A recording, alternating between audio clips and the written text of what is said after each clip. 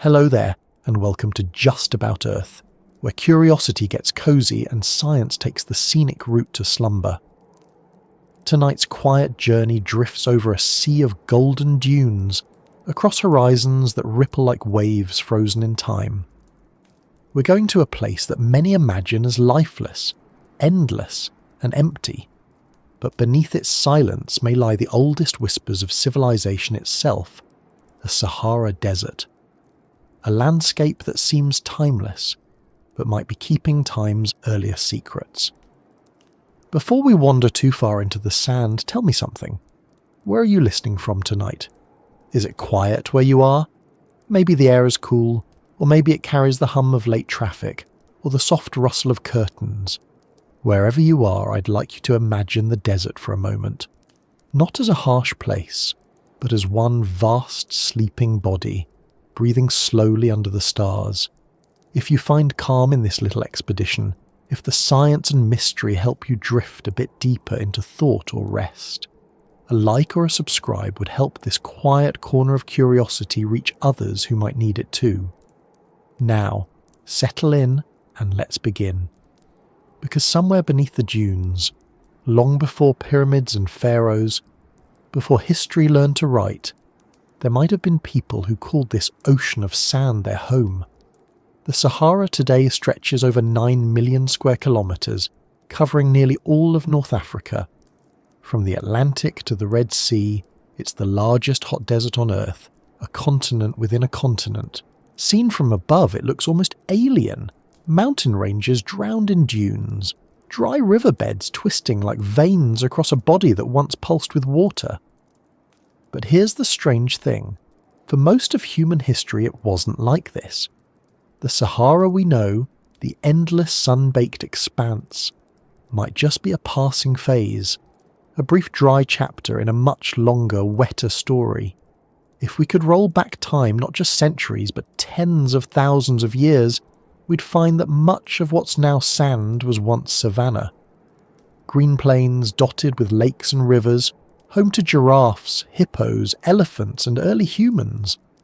The air would hum with insects, the soil soft beneath bare feet. It was alive, fertile, and thriving. Scientists call these intervals the African humid periods, times when the region's climate shifted dramatically, turning desert to grassland. The most recent one ended about 5,000 years ago, right around when ancient Egypt began to rise. Coincidence, perhaps, or maybe not. The rhythm of the Sahara's transformations follows a cosmic pattern. Every 20,000 years or so, Earth's tilt and orbit change slightly, altering how sunlight warms the continents. When the northern hemisphere gets a bit more summer heat, the monsoon rains move northward. The Sahara blooms.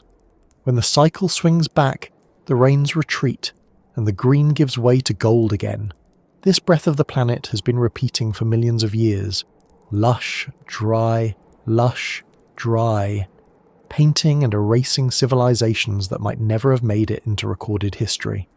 For archaeologists, that cycle is both a gift and a curse. The sands preserve things beautifully, but they also hide them deeply. Satellites have detected ancient river systems buried beneath the dunes, their courses still visible from space. There are traces of lake beds so vast they could have rivaled modern seas.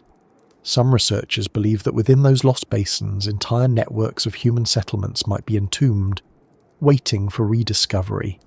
It's as if the desert is holding its breath, keeping secrets until the right moment. For centuries, travellers and scientists alike have speculated that before Egypt, before Mesopotamia, maybe even before the Indus Valley, there existed a civilization here that was washed away, not by water, but by the absence of it. They point to ancient rock art, stone circles, and forgotten tools scattered across regions that now seem utterly uninhabitable. Each one suggests that people not only lived here, they thrived. Imagine standing in what's now the Central Sahara, near the Tassili Naja Plateau in southern Algeria. The land looks barren, all ochre rock and wind. But then you step into a sheltered canyon, and on the walls around you are paintings, thousands of them. Herds of cattle, people dancing, swimming, hunting with bows and spears. The scenes are vivid, joyful, and utterly out of place in a desert that hasn't seen rain in millennia. They speak of rivers, of grasslands, of communities that once organised their days around water and migration. It's hard not to wonder who they were. Were they nomads who simply followed the green as the rains shifted? Or something more permanent, a settled people who built, traded and shaped a culture that left faint traces for the wind to bury? Some evidence points toward the latter. Across Niger, Chad, Libya and Egypt, archaeologists have uncovered pottery shards, stone tools, even remnants of dwellings. Not primitive campsites, but signs of coordinated living, storage pits, hearths, and organised layouts that suggest planning. In the far southwest of Egypt lies Nabta Plier, one of the most intriguing places in the Sahara. To the untrained eye, it's just a dry lake bed scattered with stones. But in the late 20th century, archaeologists found that those stones weren't random. They'd been arranged, some in alignments that matched the solstices, others forming circles that might predate Stonehenge by 1,000 years. The site was active around 7,000 years ago, during a time when the Sahara was still green. People gathered there seasonally, probably to celebrate the rains and the cycles of the stars. It's here that the story of the Sahara begins to sound less like prehistory and more like a forgotten prologue to civilization itself. These weren't isolated foragers. They were astronomers, herders, engineers of ritual and memory. When the desert began to dry again, they may have moved east, following the Nile, bringing their knowledge of water, crops and celestial timing with them. Some researchers even speculate that the rise of the Egyptian civilization was seeded by migrations out of the Sahara as it turned arid. The idea isn't proven, but it's compelling, that the Sahara, far from being the cradle of emptiness, might have been the cradle before the cradle. Satellite imagery continues to add pieces to this puzzle. High-resolution scans reveal patterns under the sand that resemble river deltas and floodplains. Some show concentric shapes that could be geological, or perhaps the remains of ancient settlements. One region in Mauritania, the Risha structure, often called the Eye of the Sahara, has inspired endless debate. It's a massive circular formation visible from space, made of concentric rings of rock. Geologists say it's a natural dome eroded over time, but its symmetry, size, and the presence of ancient artifacts in nearby areas have sparked speculation that it might have once been a hub of early human activity. Some even connect it, rather imaginatively, to the legend of Atlantis. The science doesn't support that link, but the fascination tells us something. The desert invites wonder, partly because it hides more than it reveals. For scientists working in the Sahara, even reaching these sites can be a challenge. The terrain shifts constantly, dunes move like tides, and temperatures swing between extremes. But with ground-penetrating radar, remote sensing and isotope analysis, we're starting to piece together what the landscape once looked like. Layers of fossilized pollen and sediment cores from ancient lakes show unmistakable evidence of grasses, trees, and water-loving species. It wasn't just habitable, it was abundant. That abundance changed the course of human evolution. Early Homo sapiens, and even older hominins before them, used these green corridors as migration routes. The Sahara wasn't always a barrier between North Africa and sub-Saharan Africa. It was a bridge. Genetic studies suggest that during the wet periods, populations mixed across vast distances, spreading technologies, languages, and ideas. When the desert returned, those groups became isolated again, preserving fragments of their once shared cultures. It's like a heartbeat in slow motion, connection, separation, over tens of thousands of years. If you look at the Sahara today, it can feel impossible to imagine life thriving there. Yet, every grain of sand is part of that memory. The wind still uncovers fossilized fish, petrified wood, and even the footprints of ancient animals that once crossed muddy plains. It's as if the desert occasionally exhales, revealing what it's been holding on to. And perhaps the most haunting part of all is this: the Sahara might not always stay dry. The same orbital cycles that turned it green before will one day do so again. It may take thousands of years, but eventually rains will return. Rivers will carve through dunes once more, lakes will reappear, and life will follow. If humanity is still around, we may witness the desert's rebirth. A second chance for a landscape that has seen civilizations come and go like waves against its timeless shore. Until then, it keeps its secrets. The lost rivers still trace their paths under the sand. The rock paintings still wait in the shade of forgotten cliffs. The stories of people who lived and dreamed there remain half buried, half whispered by the wind.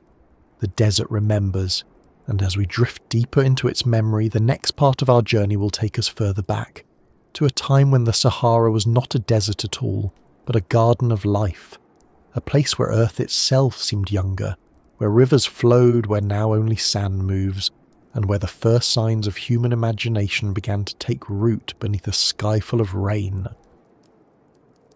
When we imagine the Sahara, we often see heat rising from the sand in shimmering waves, an endless stretch of dunes under a sky so bright it feels almost metallic. But long before it was a desert, before the sun baked its surface into silence, the Sahara was green. Not just a patch or two of grass near an oasis, but an enormous, thriving ecosystem stretching from the Atlantic coast to the Red Sea. A place alive with rivers, trees and lakes large enough to dwarf the ones we know today. To picture it properly, you have to unlearn the desert a little. Forget the dryness, the glare, the mirage. Instead, think of wide plains covered in tall grasses and scattered acacia trees. Herds of antelope grazing in the shade, elephants lumbering through shallow pools, crocodiles slipping into water thick with reeds. There were thunderstorms in the afternoons, monsoon rains that turned the ground dark and fragrant. The air would have been heavy with the smell of damp earth, and above it all the same constellations we see now, mirrored in the reflections of lakes that have since disappeared into dust. This world, lush and restless, came and went many times. The Sahara's greening wasn't a one-time event. It followed the slow rhythm of Earth's orbit, a cosmic metronome keeping time with the tilt of the planet. About every 20,000 years, that tilt shifts just enough to change where the rains fall. During those intervals, the monsoon winds push farther north, carrying moisture deep into what's now desert. Grasslands spread, rivers reawaken. The Sahara breathes in. Then, as the tilt swings back, the monsoons retreat, the rains fade, and the Sahara exhales. The grass dies, the lakes dry up, and dunes crawl back over the bones of rivers. This cycle has played out over and over for millions of years. During the last Green Age, roughly between 14,000 and 5,000 years ago, the Sahara was at its most hospitable. Fossil evidence tells the story. Beneath the sand, researchers have found the remains of fish, hippos and crocodiles, animals that couldn't survive in a desert. Fossilized pollen trapped in ancient sediments tells us what grew there. Grasses, shrubs and even trees that still thrive farther south today. It wasn't just a few patches of greenery, it was an entire landscape transformed. If you could stand there then, maybe near what's now the heart of Libya or Chad, you'd see lakes spreading out to the horizon. Some, like the ancient Mega-Chad, were enormous, larger than the Caspian Sea. It's hard to imagine such scale in a place now so dry, but the evidence is clear. The outlines of those vanished lakes are still visible from satellites, faint scars of shorelines that loop across the desert like ghost coastlines. In their basins, you can still find shells of freshwater snails, the remains of fish bones, and even footprints fossilized in once wet mud. The animals that lived there tell their own story. Fossil records and ancient rock carvings show elephants, giraffes, buffalo, and even lions. There were turtles, crocodiles, and herds of cattle. These creatures weren't visitors, they belonged there. They grazed, hunted and nested in the Sahara's rivers and grasslands, part of an ecosystem that had found balance in what we now call an extreme environment. It's a reminder that climate is not static. The world we know is only one version of Earth, caught between cycles of warmth, water and wind. And where there were animals, there were people. Archaeologists have uncovered tools and artifacts scattered across the region, some tens of thousands of years old.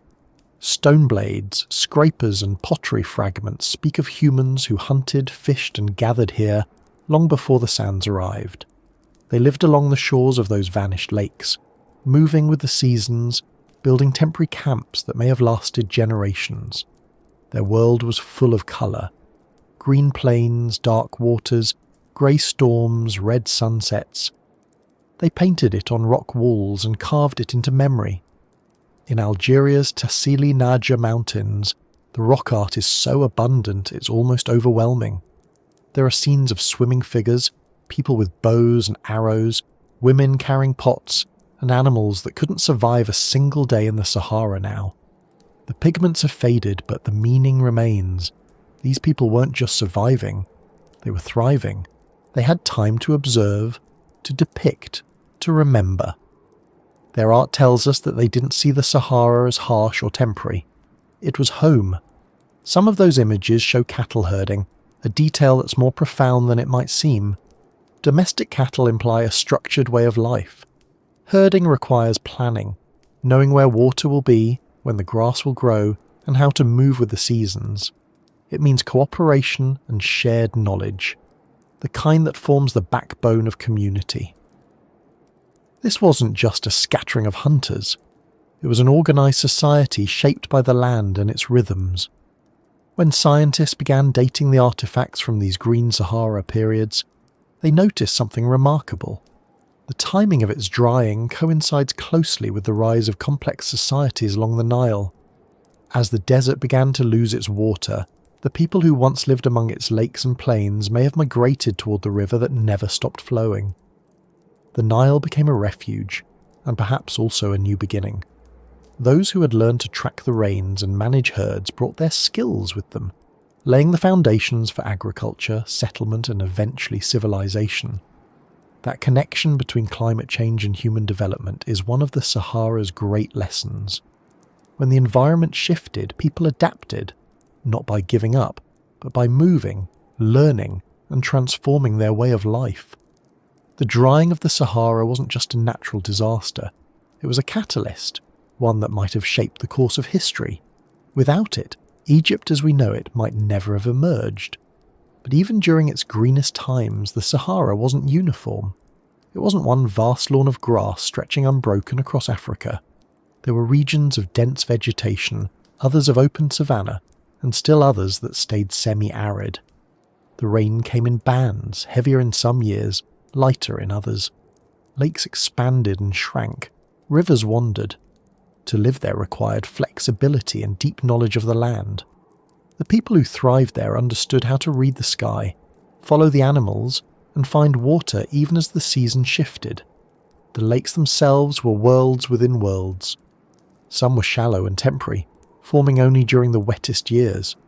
Others lasted millennia. Sediment cores from these basins show layers of clay, silt, and organic matter built up over thousands of years. Each layer is a page in the Sahara's diary, a record of when the rains came, what plants grew, and how life pulsed through the region. Scientists can even trace tiny particles of pollen carried by the wind from distant forests, revealing how far the green reached during the wettest periods.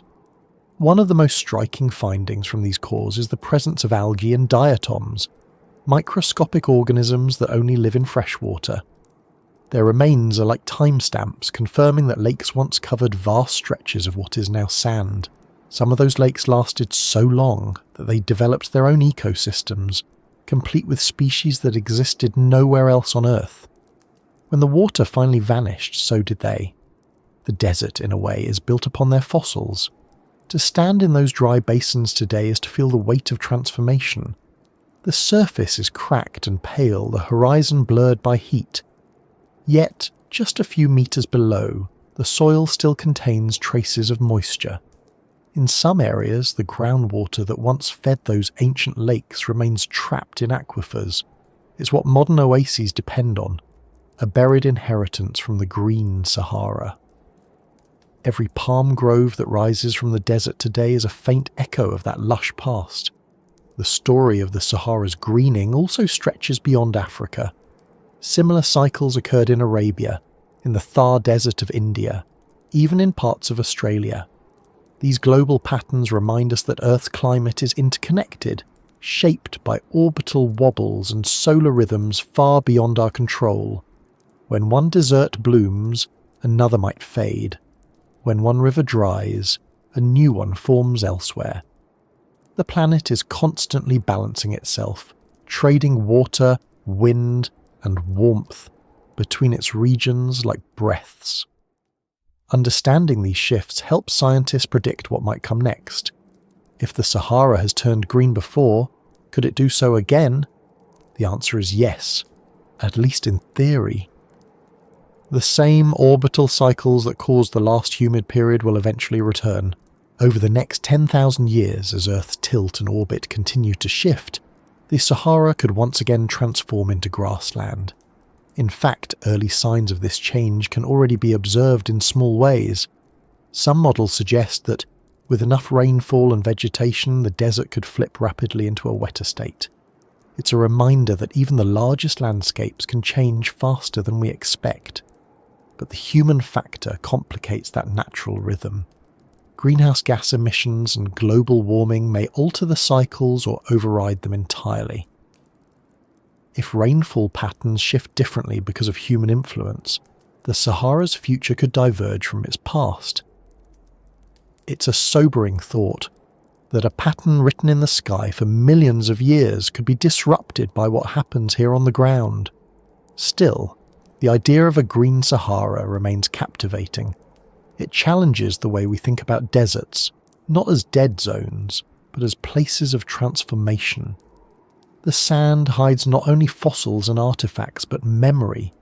It reminds us that even the harshest places were once full of life, and might be again. For ancient humans, the greening of the Sahara must have felt like a miracle.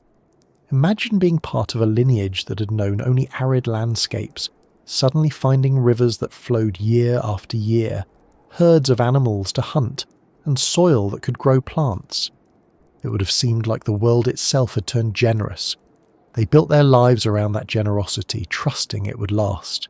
When it began to fade, they must have watched with confusion as the lakes shrank and the rains grew fickle.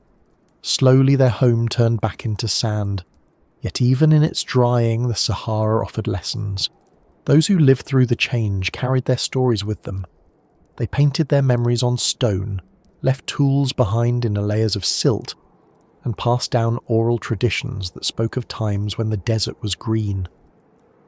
Some of those myths survived thousands of years later in cultures far from the Sahara, tales of lost paradises and vanished rivers.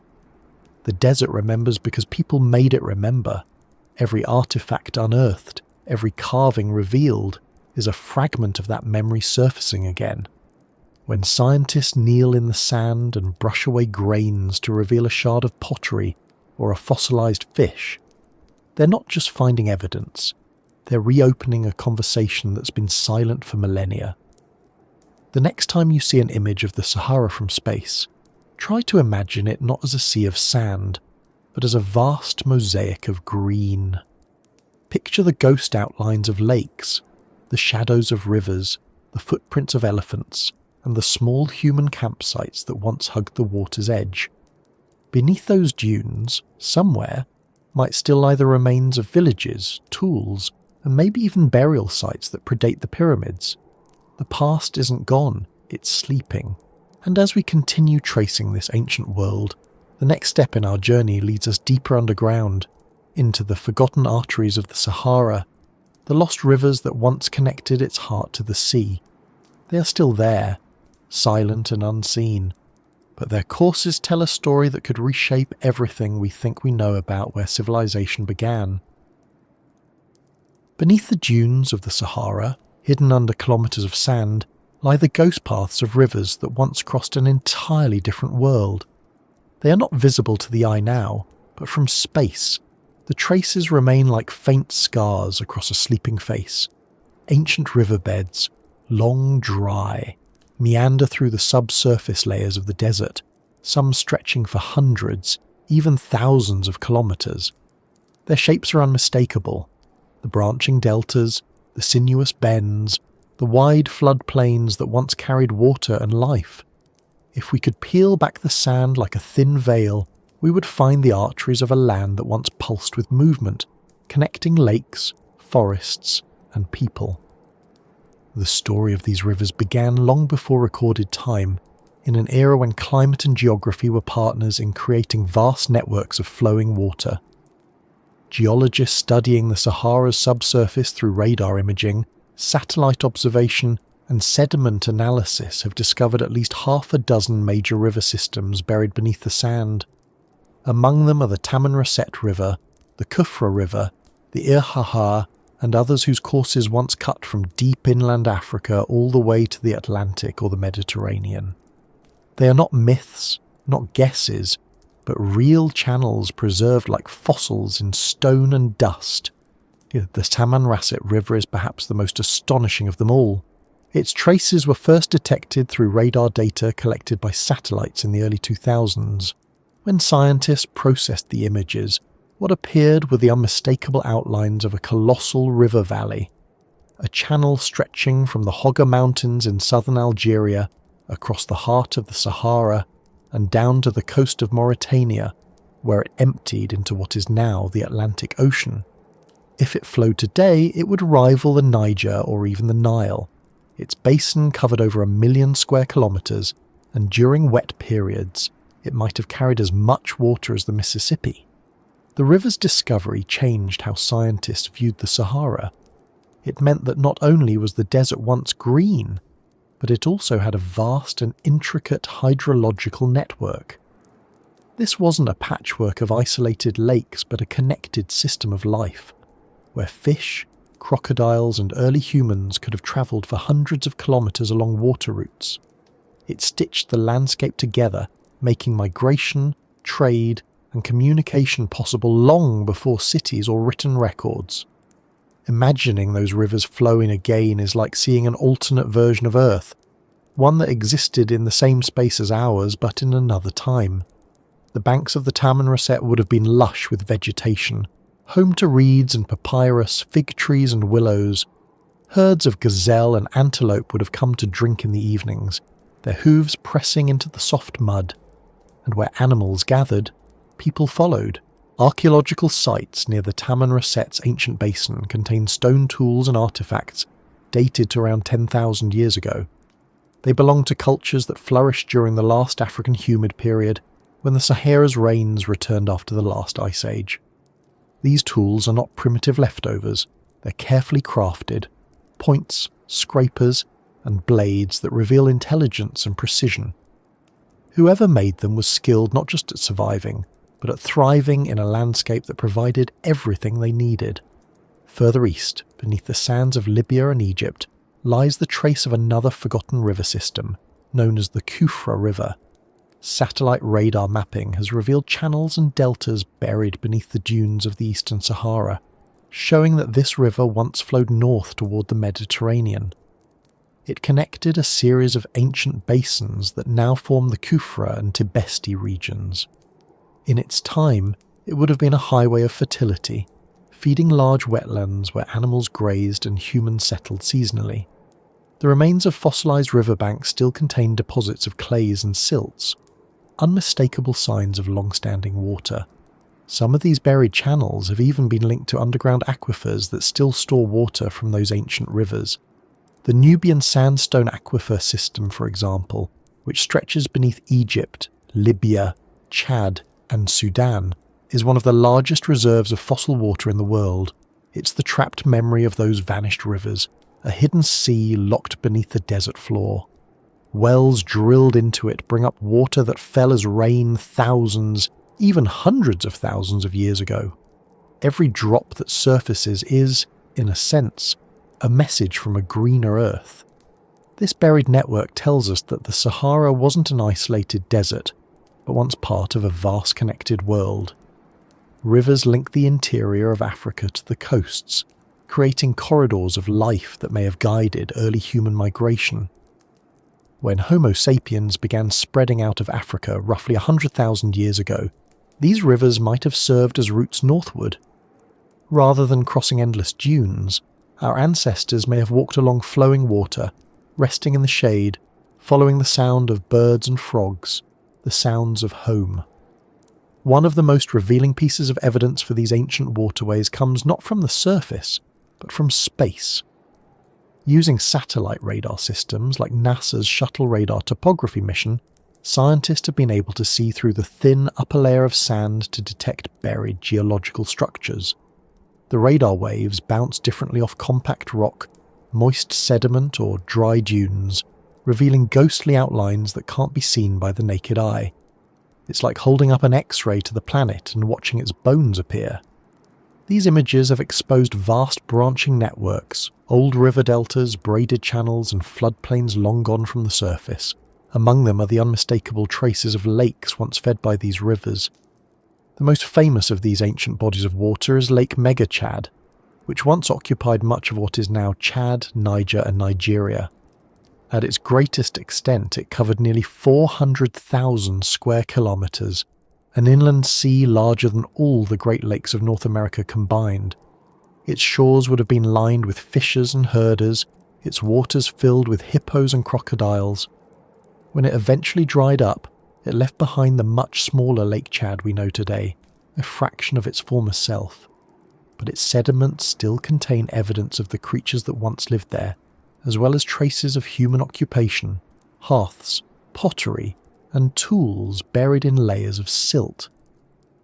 The existence of such lakes and rivers doesn't just tell us about the Sahara's past, it also provides clues about its role in human history. For decades, archaeologists assumed that the earliest centres of civilization developed independently along great rivers: the Nile, the Tigris and Euphrates, the Indus. But the buried rivers of the Sahara challenge that assumption. If there were once extensive river systems running through North Africa, then it's possible that human communities in these regions developed complex cultures earlier than we've recognised. The evidence of structured settlements, astronomical knowledge, and animal domestication at places like Nabta Plier supports that idea. Civilization might not have sprung fully formed from the Nile Valley. It may have drifted there on the last tides of the Sahara's rivers, and yet the sands remain mostly unexplored. Political instability, extreme conditions, and the sheer vastness of the region make archaeological work difficult. Much of what we know comes from remote sensing rather than excavation. Scientists can map the outlines of these buried systems, but actually reaching them, uncovering their artifacts, their fossils, their remnants of habitation, is still rare. Every expedition risks being swallowed by the desert's heat, or buried by shifting dunes before the day's end. Despite that, the search continues. Teams equipped with ground-penetrating radar and drones are mapping new sections of these hidden rivers each year. They've found that even in areas once considered lifeless, traces of ancient habitation persist. Hearths, grinding stones, fragments of pottery embedded in dry riverbeds. These are the fingerprints of a people who lived by the water's edge long after it began to fade. What's striking is how recently some of these rivers might have flowed.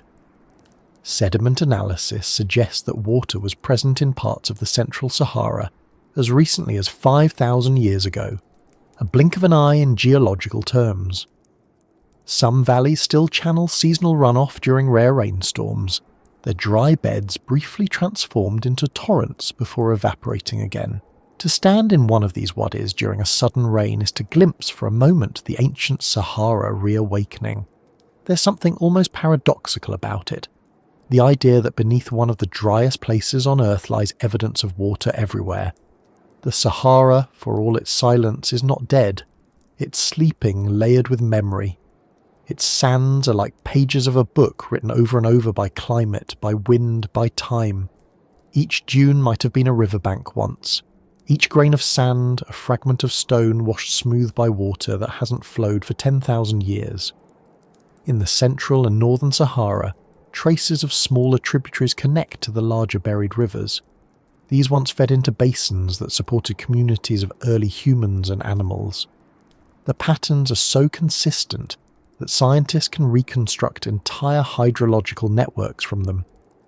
When they overlay these maps with archaeological findings, a picture emerges. Clusters of human sites lining the same paths where rivers once ran. It's a powerful convergence of evidence. People lived by the water, followed it when it moved, and left behind their stories in tools and carvings that now rest beneath sand. Some researchers believe that these rivers also played a role in shaping weather patterns. When the Sahara was green, its moisture and vegetation would have created regional climates that encouraged further rainfall, a feedback loop of life. The rivers fed the air fed the rain, and the cycle sustained itself for millennia. Once that balance tipped and the rivers dried, the process reversed. Dust replaced moisture, reflecting sunlight, cooling the surface, and pushing the monsoon southward. The desert expanded, and with it, the memory of rivers faded into myth. But the traces are still there, more than geological curiosities. In the stories of local peoples, in fragments of ancient folklore, echoes of those rivers survive. Nomadic tribes who roam the Sahara today sometimes speak of ancestral lands, where grass grew high and lakes stretched as far as the eye could see.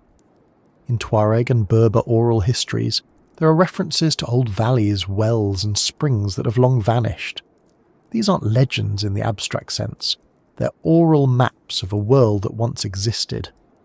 Passed down generation after generation, they preserve the memory of flowing water in a land that has forgotten it. When scientists compare those stories with satellite data, the alignments are astonishing. The places described in legend often match real, buried river systems, as if memory has lasted where water could not. It's one of the most haunting reminders that history isn't only written in books or carved in stone. Sometimes it's whispered in the stories people tell when they gather around a fire at night, under the same stars that once reflected in ancient streams. In recent years, the exploration of these hidden rivers has gained new urgency. As climate change accelerates, understanding the Sahara's past may help us predict its future. If the desert has turned green before, perhaps it could again. Some scientists even propose that with the right environmental management, reforestation, controlled irrigation, and restoration projects, small parts of the Sahara could one day bloom artificially, echoing its ancient cycles. The idea might sound ambitious, but it's rooted in the same evidence that first revealed the Tamanrasset. Beneath the sand, water still lingers. In a way, the Sahara's lost rivers are more than geological features. They're reminders of impermanence. The planet changes, often beyond what we can imagine, yet traces of its former selves remain, waiting to be seen again. The rivers may no longer flow, but they left behind maps of possibility. Proof that even the harshest landscapes can be reborn. If the desert hides the story of water, then it also hides the story of a life's persistence. Every dry channel once carried movement, trade, and migration. Every basin once held not just water, but human dreams, tools, rituals, and songs.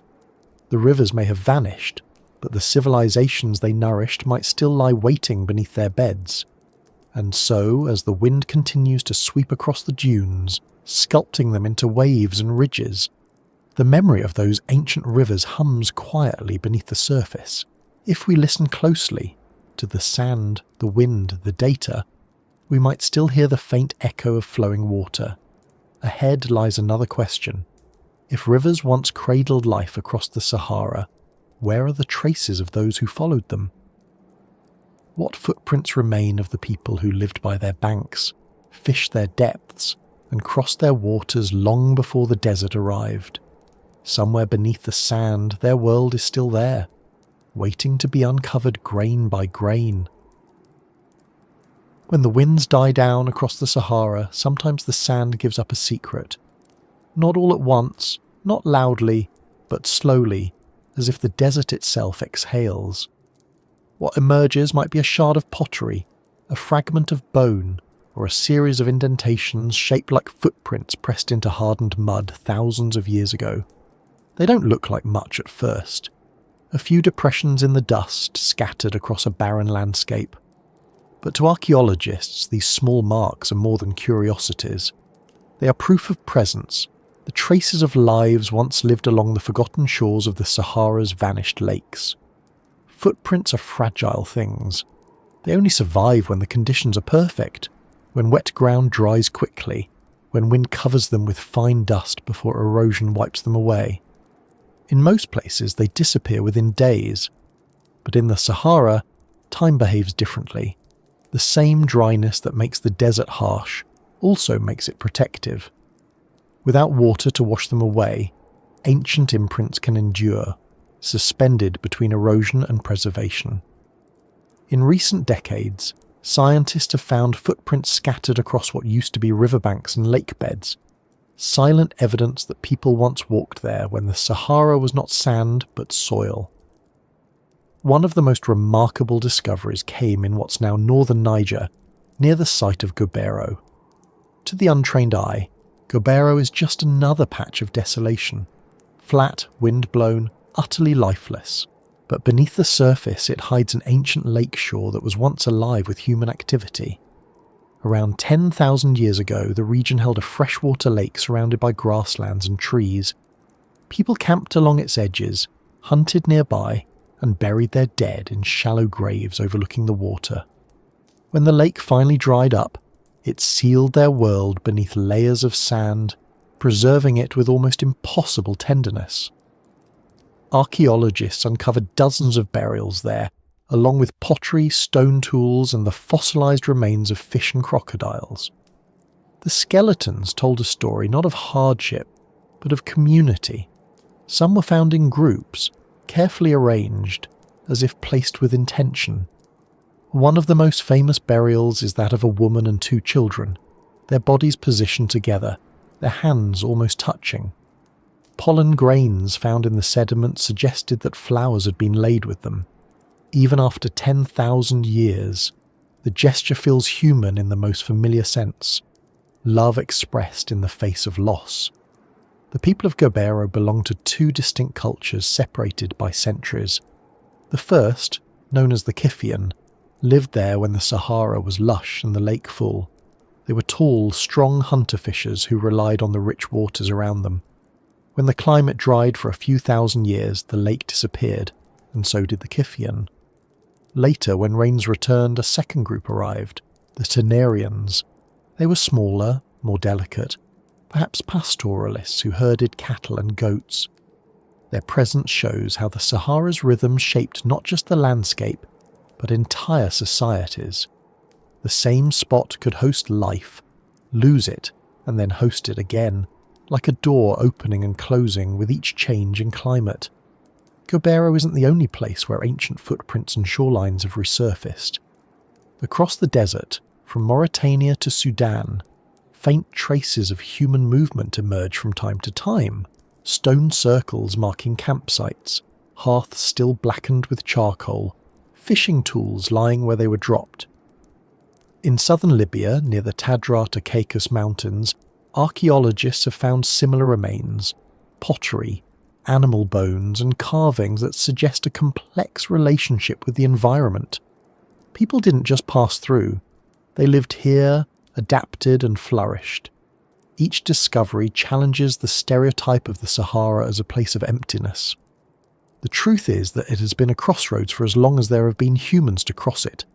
The ancient lakes that once dotted its surface served as magnets for life, drawing in animals and people from across the continent. Shorelines, after all, are where stories converge. They're places of arrival and departure, of sustenance and exchange. Along the edges of those vanished waters, people hunted, fished, traded and told stories about the rains that came and went. One of the key ways scientists trace those ancient shorelines is through satellite imagery. From space, the Sahara's surface holds subtle clues invisible from the ground. Long, curving ridges of sediment mark where waves once lapped. The patterns of salt flats, or sebkhas, trace the outlines of evaporated lakes. In the eastern Sahara, near the border of Chad and Sudan, the Wadi Hawa stands out as a great dry river valley that once connected the central Sahara to the Nile. It's thought to have been a corridor of life, linking ecosystems and human populations for thousands of years. Archaeological surveys along the wadi have found stone tools, animal bones, and hearths dating back to the last humid period. When the river finally dried up, it cut off the Sahara from the Nile, isolating communities and changing the course of human movement across Africa. That isolation may explain one of the most intriguing puzzles in prehistory: why civilizations seem to arise independently in different parts of the world around the same time. If the Sahara once supported early cultures that were later scattered by drought, those people might have carried fragments of their knowledge outward, to the Nile, to the Sahel, to the Mediterranean. In that sense, the Sahara's drying didn't erase history, it redistributed it. Its people became the seeds of new beginnings elsewhere. But before they left behind traces of a rich existence. The archaeological record is full of small personal artifacts that speak volumes. Beads made from shells carried hundreds of kilometers from the sea, suggesting trade or long-distance travel. Grinding stones used to prepare grains and roots. Bone harpoons carved with geometric patterns. These objects aren't just functional. They show creativity and communication, hints of ritual and identity. Some of the pottery found along ancient Saharan lake shores is decorated with wavy lines, possibly imitations of water. Even in art, they were remembering the thing that sustained them. In places like the Fezzan Basin in Libya, ancient lake deposits have yielded layers of silt containing pollen and plant remains. Among them are species that today only grow far to the south. Their presence proves that the Sahara's past vegetation stretched across what is now one of the driest regions on Earth. It also hints at how far human populations could travel, following familiar ecosystems as they expanded northward during the green periods. Wherever the plants went, the animals followed. Wherever the animals went, the people went. The discovery of fossilized footprints, particularly those of humans and animals walking side by side, adds an emotional layer to these reconstructions. They're moments frozen in time, someone crossing a lakeshore, perhaps at dawn, the mud firm underfoot, unaware that their step would outlast civilizations. In one site in Chad, hundreds of fossilized animal tracks crisscross an ancient floodplain, evidence of a thriving habitat. Among them, the faint impressions of human feet suggest that people were part of that landscape, moving through it as naturally as the herds they followed. These ancient paths also challenge our assumptions about how early humans saw their world. It's easy to think of prehistory as a time of constant struggle, of small groups surviving on the edge of scarcity. But the Sahara's green periods tell a different story, one of abundance, of movement, of deep familiarity with the land. These people were explorers, scientists and artists in their own way. They understood the stars well enough to track seasons, the plants well enough to find medicine, and the sky well enough to predict the coming of rain. Their knowledge wasn't written down, but it was no less precise. Sometimes, their legacy is preserved not in artifacts but in the land itself. The shapes of dunes and dry valleys follow the contours of the lakes that came before. In the low light of sunrise or sunset, you can still see the outlines of ancient shorelines stretching for miles. They are subtle, like memories half faded, but they're there. And in those shapes, you can read the story of a world that once thrived. Scientists studying isotopes in fossilized shells and bones can even reconstruct the chemistry of the water that filled those lakes. The ratios of oxygen isotopes reveal changes in temperature and rainfall, helping to map the Sahara's climatic history in remarkable detail. It's like decoding a diary written by minerals instead of ink. The results show fluctuations in water levels that correspond closely to known periods of global climate change. When glaciers advanced in the north, the Sahara dried. When they retreated, it bloomed. The fates of ice and sand were linked across continents. There's also evidence that the people who lived along these ancient lakes weren't isolated tribes, but part of a broader network. Similar tools, pottery styles, and burial practices appear across regions separated by hundreds of kilometres. This suggests that even without cities or writing, communication and exchange flourished. The Sahara's rivers and lakes acted as natural highways, bringing people together across vast distances. In that sense, the Sahara wasn't just a place of early habitation, it was an early stage for human connection. Every discovery reinforces the same quiet truth. The desert we see today is only one moment in a much longer story. Beneath its dunes lies layer upon layer of human experience, each one covered, forgotten, and waiting. The footprints and shorelines, the graves and tools, they all whisper the same thing, that this was once a place of life, not absence. And still, even as we uncover more of these ancient worlds, the question remains: what happened when the rain stopped for good? When the lakes receded and the grasses turned to dust? How did those people endure? Did they fight to stay, clinging to shrinking oases, or did they follow the water's retreat, carrying their knowledge with them into new lands? The clues suggest both. Some adapted, shifting toward pastoralism, herding animals that could travel long distances. Others moved toward permanent sources of water, the Nile, the Niger, the highlands where rainfall still fell. Each group left a trail, faint but traceable. Perhaps the most haunting aspect of these discoveries is how familiar the story feels. A changing climate, a vanishing resource, a migration born of necessity. It's a cycle as old as humanity, and one that continues in different forms even today.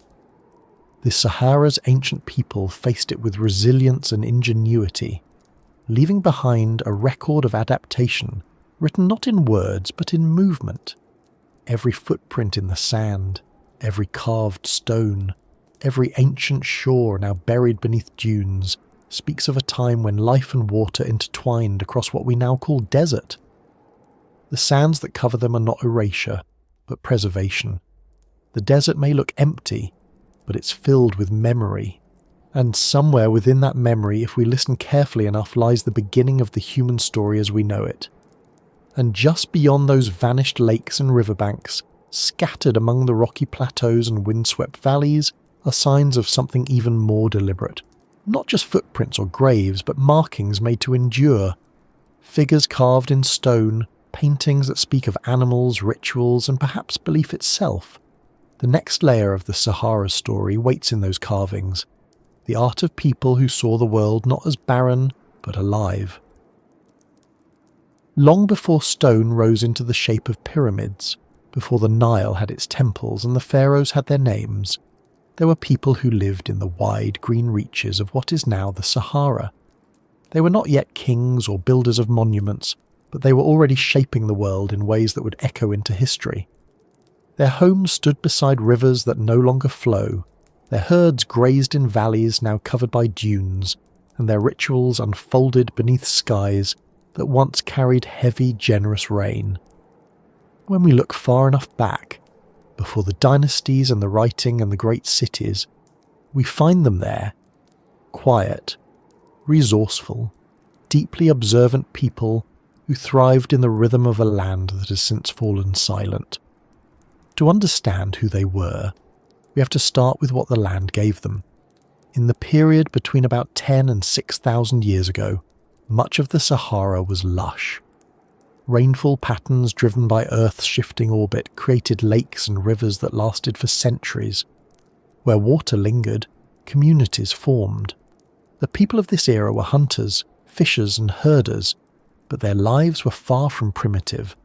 They were skilled at shaping stone, at decorating pottery, and at navigating the changing seasons. They had time for art, for ceremony, and for memory. archaeological evidence of these early Saharan cultures is scattered but consistent. Across modern-day Algeria, Libya, Niger, Chad and Egypt, tools and artifacts tell a story of steady innovation. The same landscape that today seems uniform and empty once supported a network of distinct but related groups. Some were nomadic, moving with the rains and the herds. Others built semi-permanent settlements near lakes or along the banks of ancient rivers. Together, they formed a kind of invisible civilization, one without written records or great monuments, but with a shared understanding of how to live with a landscape that shifted beneath them. One of the earliest and most studied of these cultures is the Capsian, named after the city of Gafsa in Tunisia, where their tools were first identified. The Capsians lived more than 8,000 years ago, long before the Egyptian dynasties rose. Their sites are found not only in North Africa, but extending into regions that would later become part of the Sahara's desolation. They used finely crafted stone blades, microliths, and scrapers. They made beads from shells carried from the coast, showing trade or at least long-distance travel. And in their burial sites they left personal ornaments and ochre-stained remains, signs of ritual and belief, a recognition of identity that transcended mere survival. As the Green Sahara expanded, these groups evolved. They learned to domesticate animals, particularly cattle. Herding became a cornerstone of life in the Central Sahara. Rock art from the Tassili Naja and the Ennedi Plateau shows countless scenes of cattle herds, often tended by people who appear to be guiding them with familiarity and care. These images are not random. They record the importance of cattle not just as food, but as symbols of prosperity, of social standing, and perhaps even spirituality. In many African cultures today, cattle still hold sacred significance. It's possible that this reverence began here, in the grasslands that preceded the desert. This pastoral shift marks one of humanity's great transitions, from dependence on the hunt to mastery of domestic life. The people before the pyramids were part of that transformation. They began shaping landscapes intentionally, choosing where to settle based on grazing routes and water access. Archaeologists studying the ancient site of Nabta Plier in southern Egypt have uncovered evidence of this kind of organisation. What looks at first like a scattering of stones reveals itself, under careful study, as a planned arrangement. Circular structures, alignments pointing towards solstices, and the remains of hearths and animal pens. Nabta Plier sits today in a desolate stretch of desert, but 7,000 years ago it was a seasonal lake, a gathering place. People came here to water their herds and perhaps to observe the sky. Some of the stone alignments appear to mark celestial events, suggesting that these early herders were already tracking the movement of the sun and stars. That ability to measure time, to predict the seasons, would later become one of the foundations of civilization. Agriculture, construction, religion, all depend on knowing when the world will change. It seems that understanding began not in the temples of Egypt, but in the open air of the Sahara. The people who built and used Nabta Plier were not isolated dreamers. They were part of a continuum stretching across the desert, connected by trade, migration, and shared experience. Similar sites have been found across North Africa, though none as extensively studied. Together they form a mosaic of early human achievement. These were the people who learned to work with nature rather than against it, to anticipate rather than react. When the rains began to falter, they adapted again, moving toward more permanent sources of water, clustering around oases, and eventually following the shrinking rivers eastward toward the Nile. This movement may explain one of the great mysteries of early Egyptian history, how a civilization so advanced appeared so rapidly. When the first organised communities arose along the Nile around 5,000 years ago, they already possessed a deep understanding of cattle herding, irrigation, astronomy, and ritual. These skills didn't emerge from nothing. They were inherited, refined, and carried from places like Nabta Plier and the greener Sahara. In a sense, Egypt was the heir to a forgotten world, The people who crossed the desert as it dried brought with them the seeds of civilization. Literal seeds, perhaps, and cultural ones too. The evidence for this connection continues to grow. Genetic studies show continuity between populations of the Central Sahara and those of early Nile Valley societies. Similarities in pottery styles, burial customs, and symbolic art point to shared origins. Even the earliest Egyptian religious imagery, sun worship, cattle symbolism, and the alignment of monuments with celestial bodies, echoes practices that can be traced to the Sahara's prehistoric past. It's as if the desert, before it turned to sand, rehearsed the ideas that would later build pyramids. The transition from green to arid was gradual but relentless. Around 5,500 years ago, the climate began to shift. The monsoon rains weakened, and the Great Lakes of the Sahara started to shrink. Grasslands gave way to scrub, then to dust. For generations, the people adapted, digging wells, storing water, travelling farther between pastures. But eventually even resilience has limits. The drying intensified, forcing large-scale migrations. Those who had once followed rivers that are now buried beneath the dunes began following a different kind of river, the Nile, which still flowed reliably through its narrow valley. This migration didn't happen overnight. It took centuries. But as people gathered along the Nile, their knowledge pooled as well. Techniques for managing herds turned into methods for managing crops. Seasonal camps evolved into permanent settlements. Observations of the sun and stars used to track rainfall became calendars to organise planting and harvest. And the rituals once performed under the open desert sky found new homes in the temples that rose beside the river. The people before the pyramids were not merely the ancestors of Egypt. They were the bridge between prehistory and history itself. Their world straddled two eras, one wild and fluid, one structured and monumental. When the desert closed behind them, it sealed their memory away. The stories of the Nile took over, written in hieroglyphs and stone, while the voices of the Sahara faded into dust. Yet the continuity remains. The same intelligence that measured the solstice at Nabta Plier would one day align the Great Pyramid with true north. The same reverence for cattle that filled the rock art of Tassili Naja would echo in the sacred bull cults of ancient Egypt.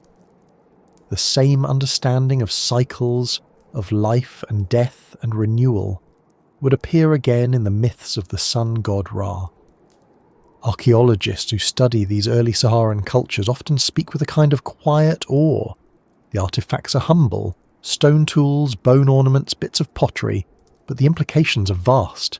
They reveal a level of coordination, of planning, of abstract thought that belongs to people who saw themselves as part of something larger.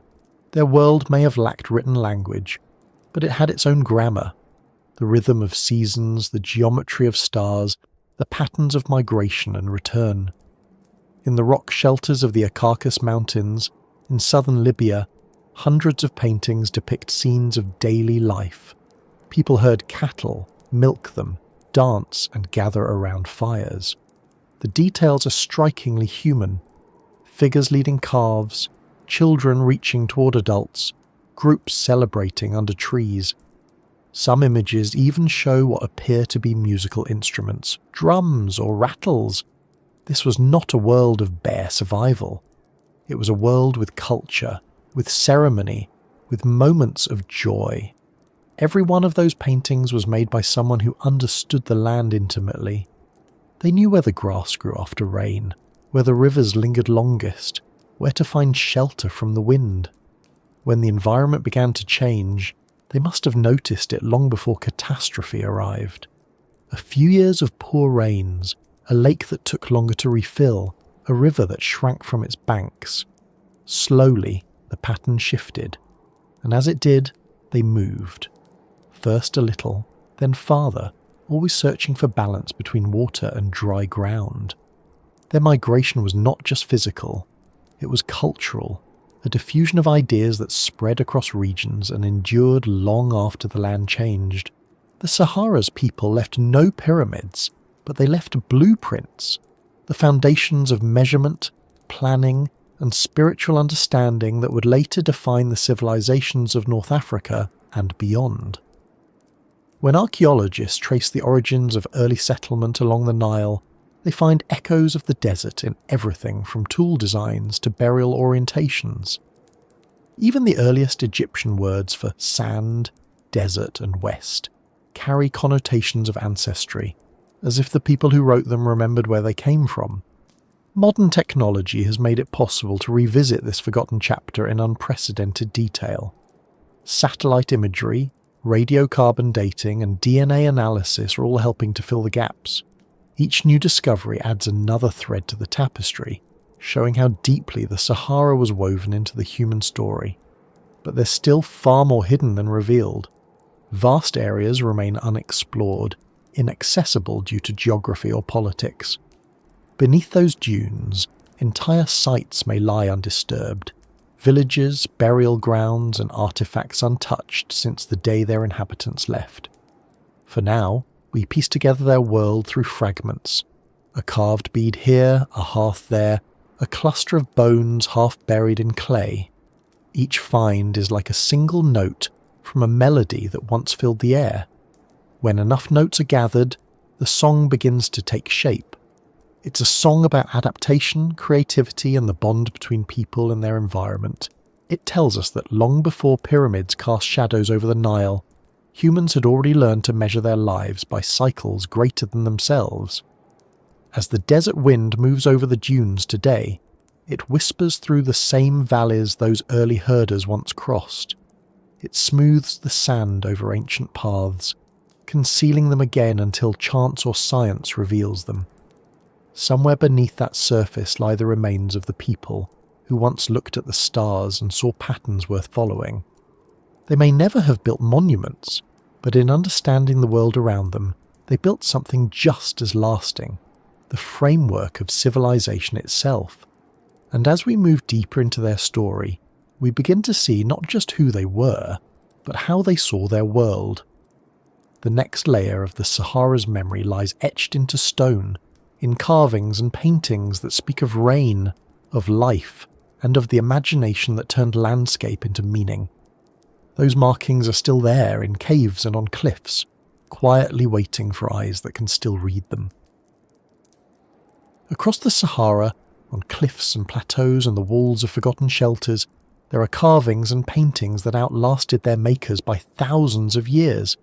They have survived sandstorms, heat, and the slow disintegration of everything around them.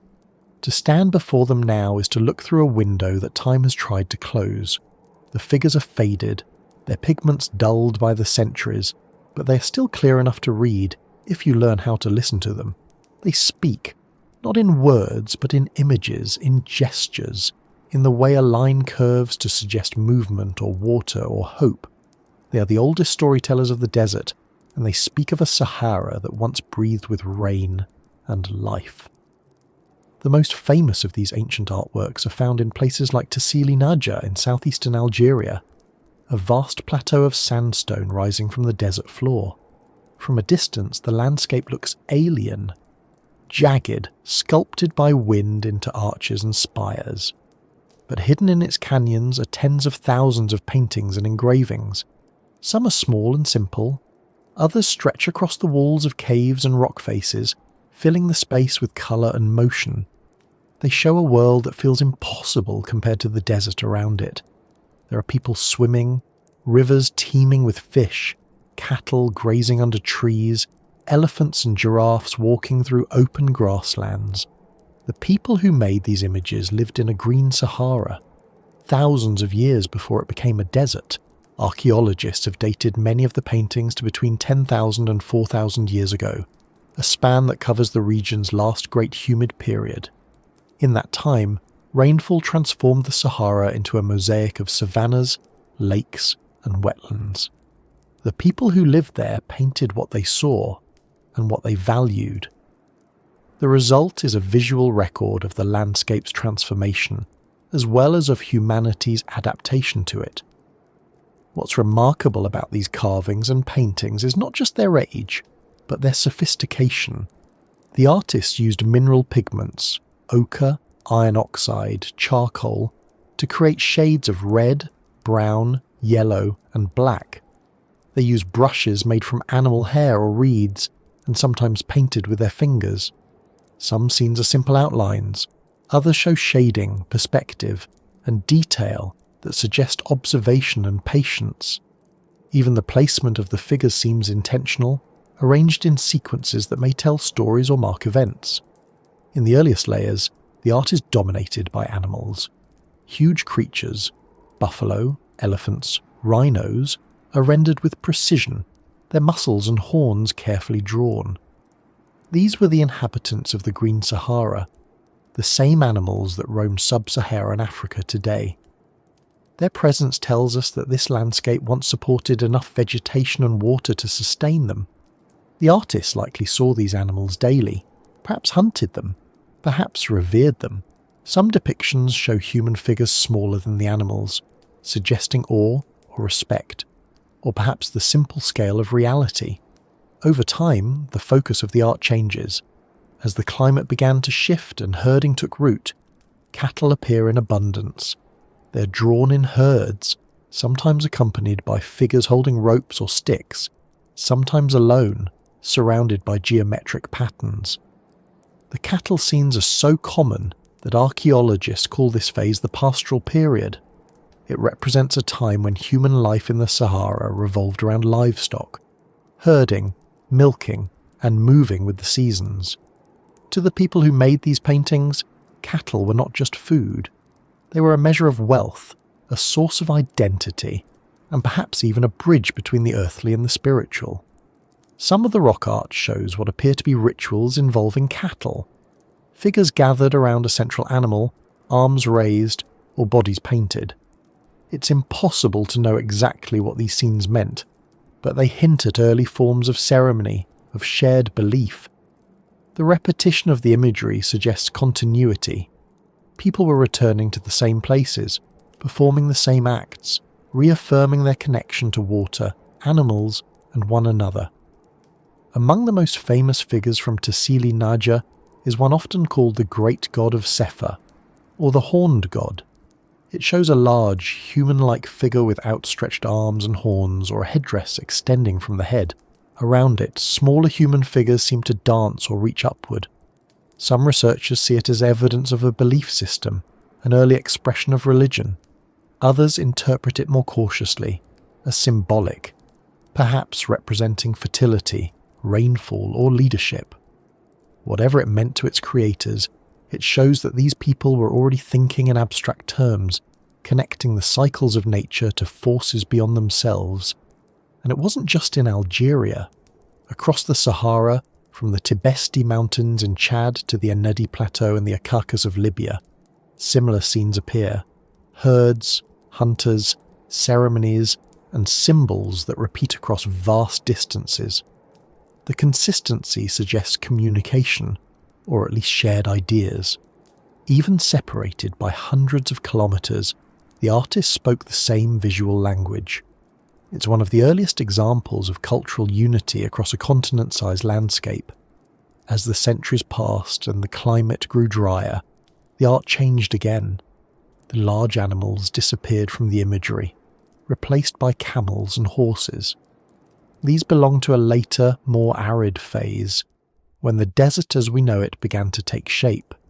The shift in subject matter marks not just environmental change, but human adaptation. The people adjusted to the drying world, trading cattle for camels, changing their routes, their habits, their gods. Yet they continue to carve and paint, as if to record the transition, to leave a message for those who would one day find only sand. Many of the paintings also include geometric designs, circles, spirals, grids, and dotted patterns. Their meanings are uncertain, but they may represent maps, stars, or symbolic systems tied to the cycles of rain. Some researchers think the circles could mark watering holes or sacred sites. Others see them as purely decorative, but the persistence of these motifs across thousands of years suggests something deeper, a pattern of thought repeated by generations who saw meaning in the landscape's shapes. In a sense, these carvings are the Sahara's first written language, They record not just what happened, but how people understood it. Each line and curve encodes experience, what animals looked like, how people dressed, what they valued. There's no alphabet here, no grammar in the modern sense, but there's a structure of communication as clear as any script. To look at a wall of ancient paintings is to see a conversation frozen in time between humans and their world. Some scenes go beyond the physical and enter the symbolic. There are images of figures with masks or strange elongated heads, painted in ways that make them seem otherworldly. A few appear to float or to radiate lines from their bodies.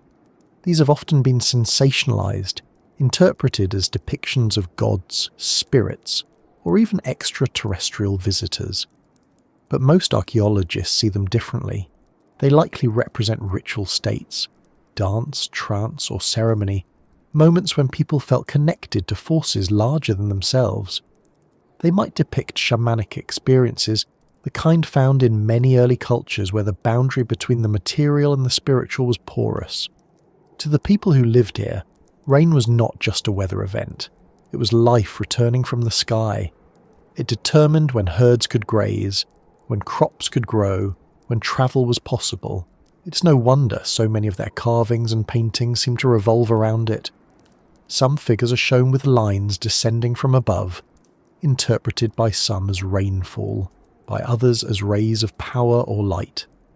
In either case, they reflect an awareness of dependence on something both essential and unpredictable. To live in a landscape governed by the rhythm of rain is to live in constant negotiation with the heavens. When researchers analyse the pigments and techniques used in these artworks, they find layers of history literally stacked atop one another. In some caves, newer paintings overlap older ones, each generation adding its own story. Sometimes the newer artists respected the old images, painting around them. Other times they repurposed the space entirely, turning an elephant into a camel or a river scene into a caravan. These overlaps are like geological strata showing how culture evolves alongside the climate. As the environment changed, so did imagination. What these carvings and paintings also reveal is that memory can survive even when everything else disappears. The artists of the Sahara didn't know they were preserving history. They were recording moments important to them, successful hunts, changing seasons, rituals of gratitude. But because the desert dried so completely afterward, those moments endured. The same dryness that took away the rivers protected the images that once depicted them. Now they are the desert's memory, etched into its skin, and they're still teaching us. By comparing the animals shown in the art with the fossil record and climate data, scientists can reconstruct the timeline of the Sahara's transformation. The presence of aquatic species like fish and hippos indicates lakes and rivers. The later dominance of cattle and camels shows the shift to drier conditions. Even the style of the artwork, the pigments available, the themes chosen, tracks the environment's evolution. In a sense, the people who painted the Sahara left behind both an artistic and a scientific record. To walk among these paintings today is to feel something almost contradictory. The silence of the desert presses in, and yet the walls around you speak of noise, of herds and rainstorms, of laughter and ritual. The wind moves through the canyons, and for a moment it's possible to imagine that sound as a continuation of their voices. Archaeologists who have spent years studying these sites describe the experience as haunting but comforting. The art doesn't feel dead, it feels paused. Elsewhere in the Sahara, lesser known but equally striking examples of rock art have been found. The Enedi Plateau in Chad holds thousands of engravings depicting giraffes, cattle and humans. Some are etched so deeply that the grooves still catch the light like new carvings.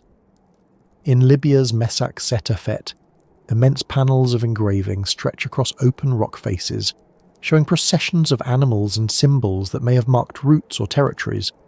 Together, they create a map of meaning across the desert, a network of sacred or communal spaces tied together by shared imagery. These sites were not isolated creations, they were part of a living landscape of expression.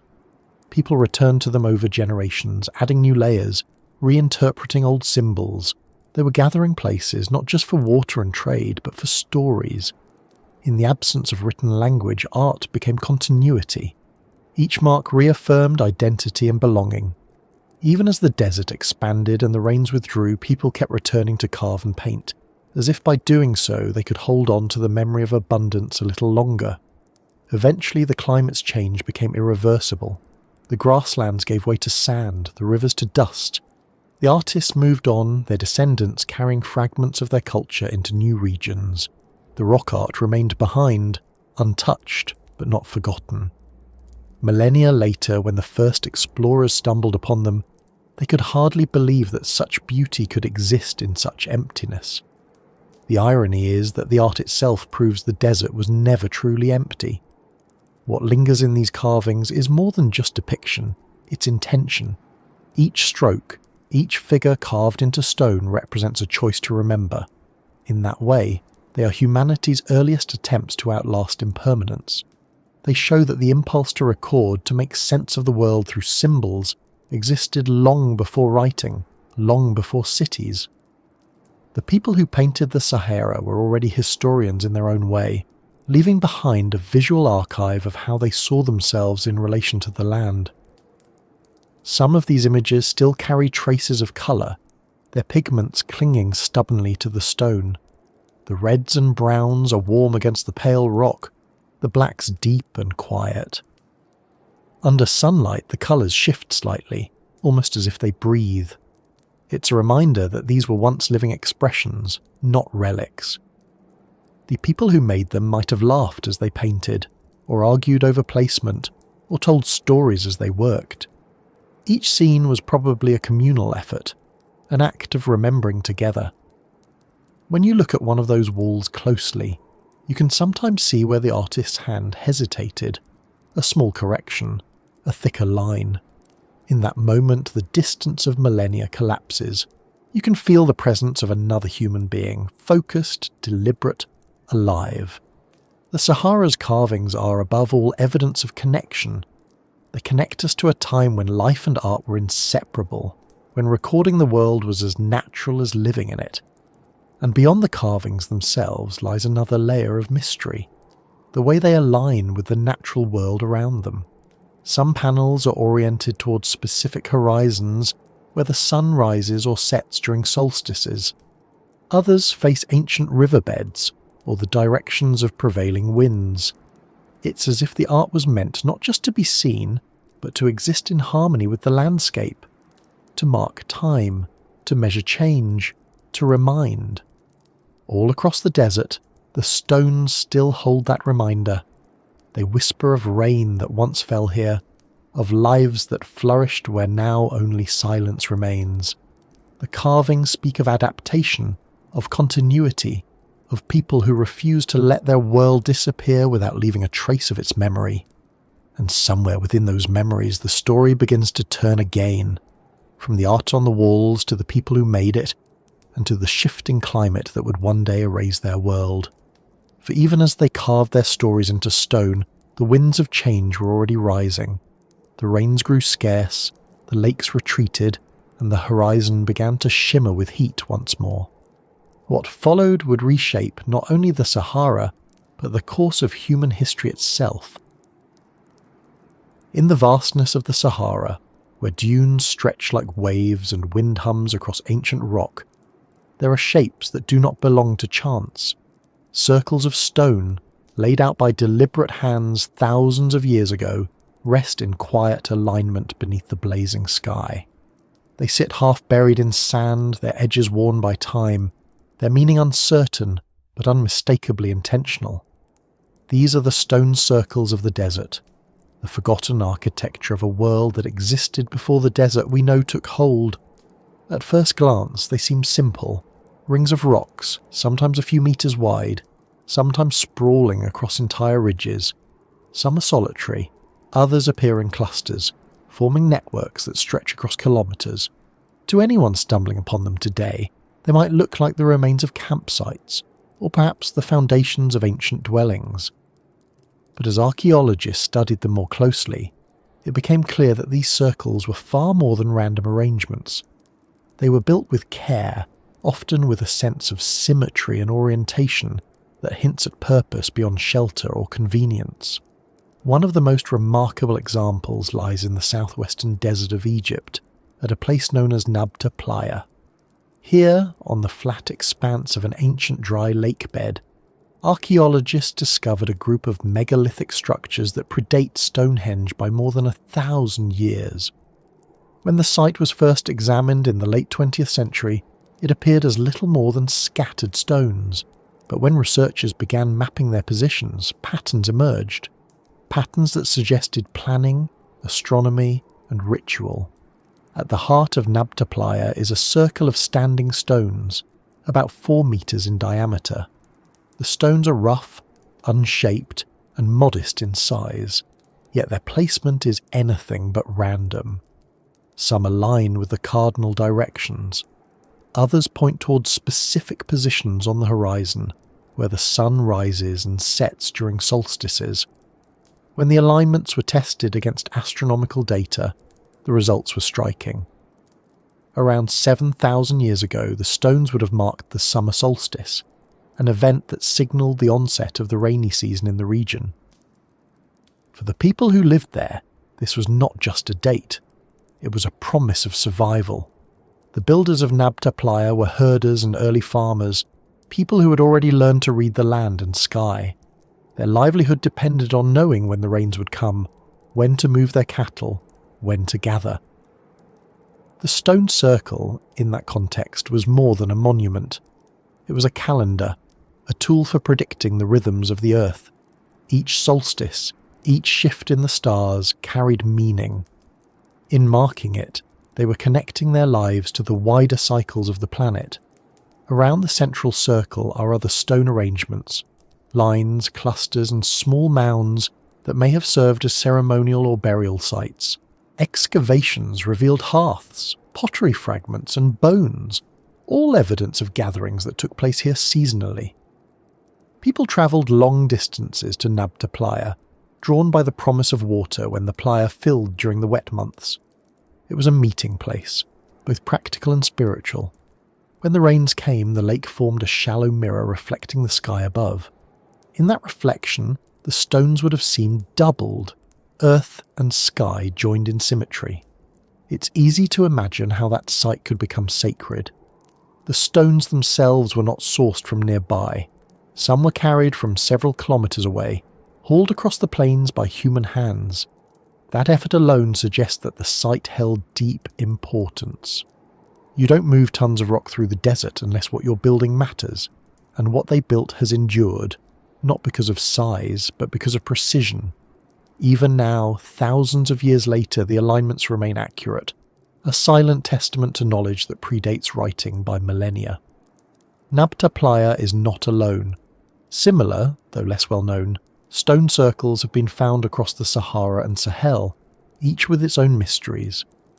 In the Adrar Plateau of Mauritania, near the edge of the desert's western expanse, there are dozens of circular and oval stone structures, some containing burial chambers, others forming open enclosures.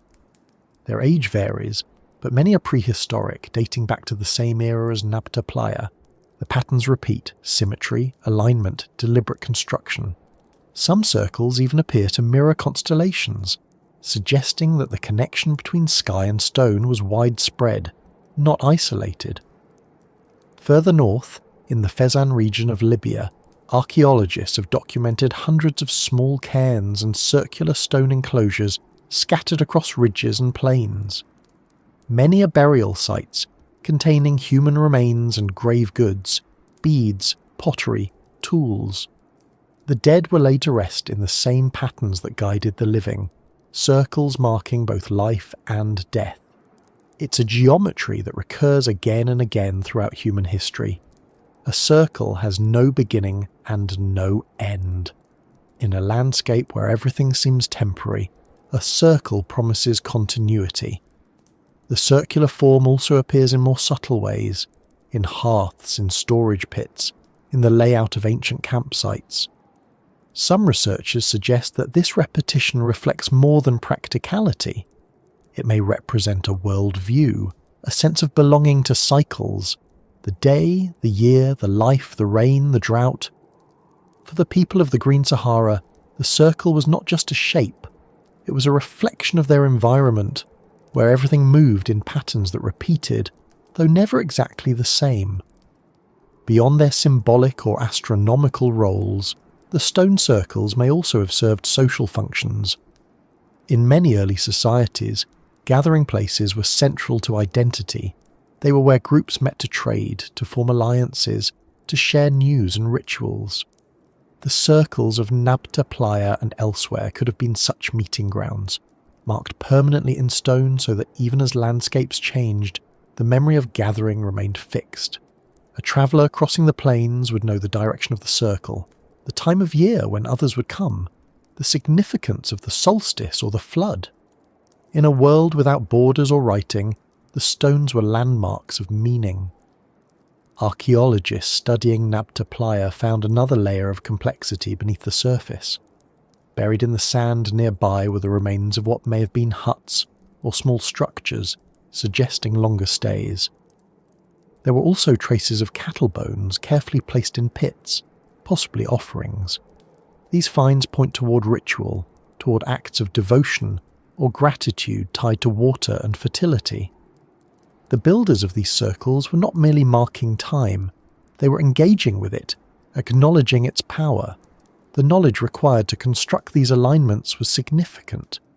To identify the solstice, you must observe the horizon over many years, noting where the sun rises and sets.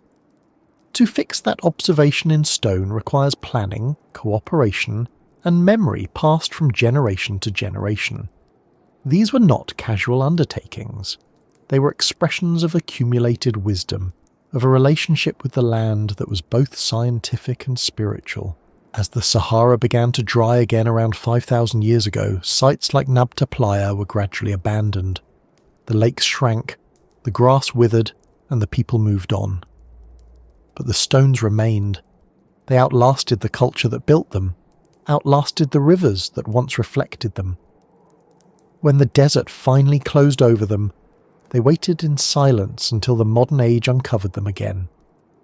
The rediscovery of these circles in the 20th century forced historians to rethink the timeline of human development. For a long time, complex structures like these were assumed to have originated in Europe or the Near East. The idea that people in the heart of Africa, long before the pharaohs, could have built observatories and ceremonial centres challenged old assumptions. Yet the evidence is undeniable. The Sahara's megaliths are among the world's earliest examples of human attempts to understand and record cosmic order. Even more intriguing is how these early African structures may have influenced later developments. As people migrated eastward toward the Nile, they carried their knowledge with them. The concept of aligning the earthly with the celestial, the habit of marking sacred space with stone. When Egyptian builders raised the first temples and tombs, they continued that tradition, orienting their monuments toward the stars. The lineage of those alignments can be traced back through time, from the pyramids to the circles buried in the desert. Elsewhere across North Africa and into the Sahel, stone monuments continued to appear long after the Sahara dried.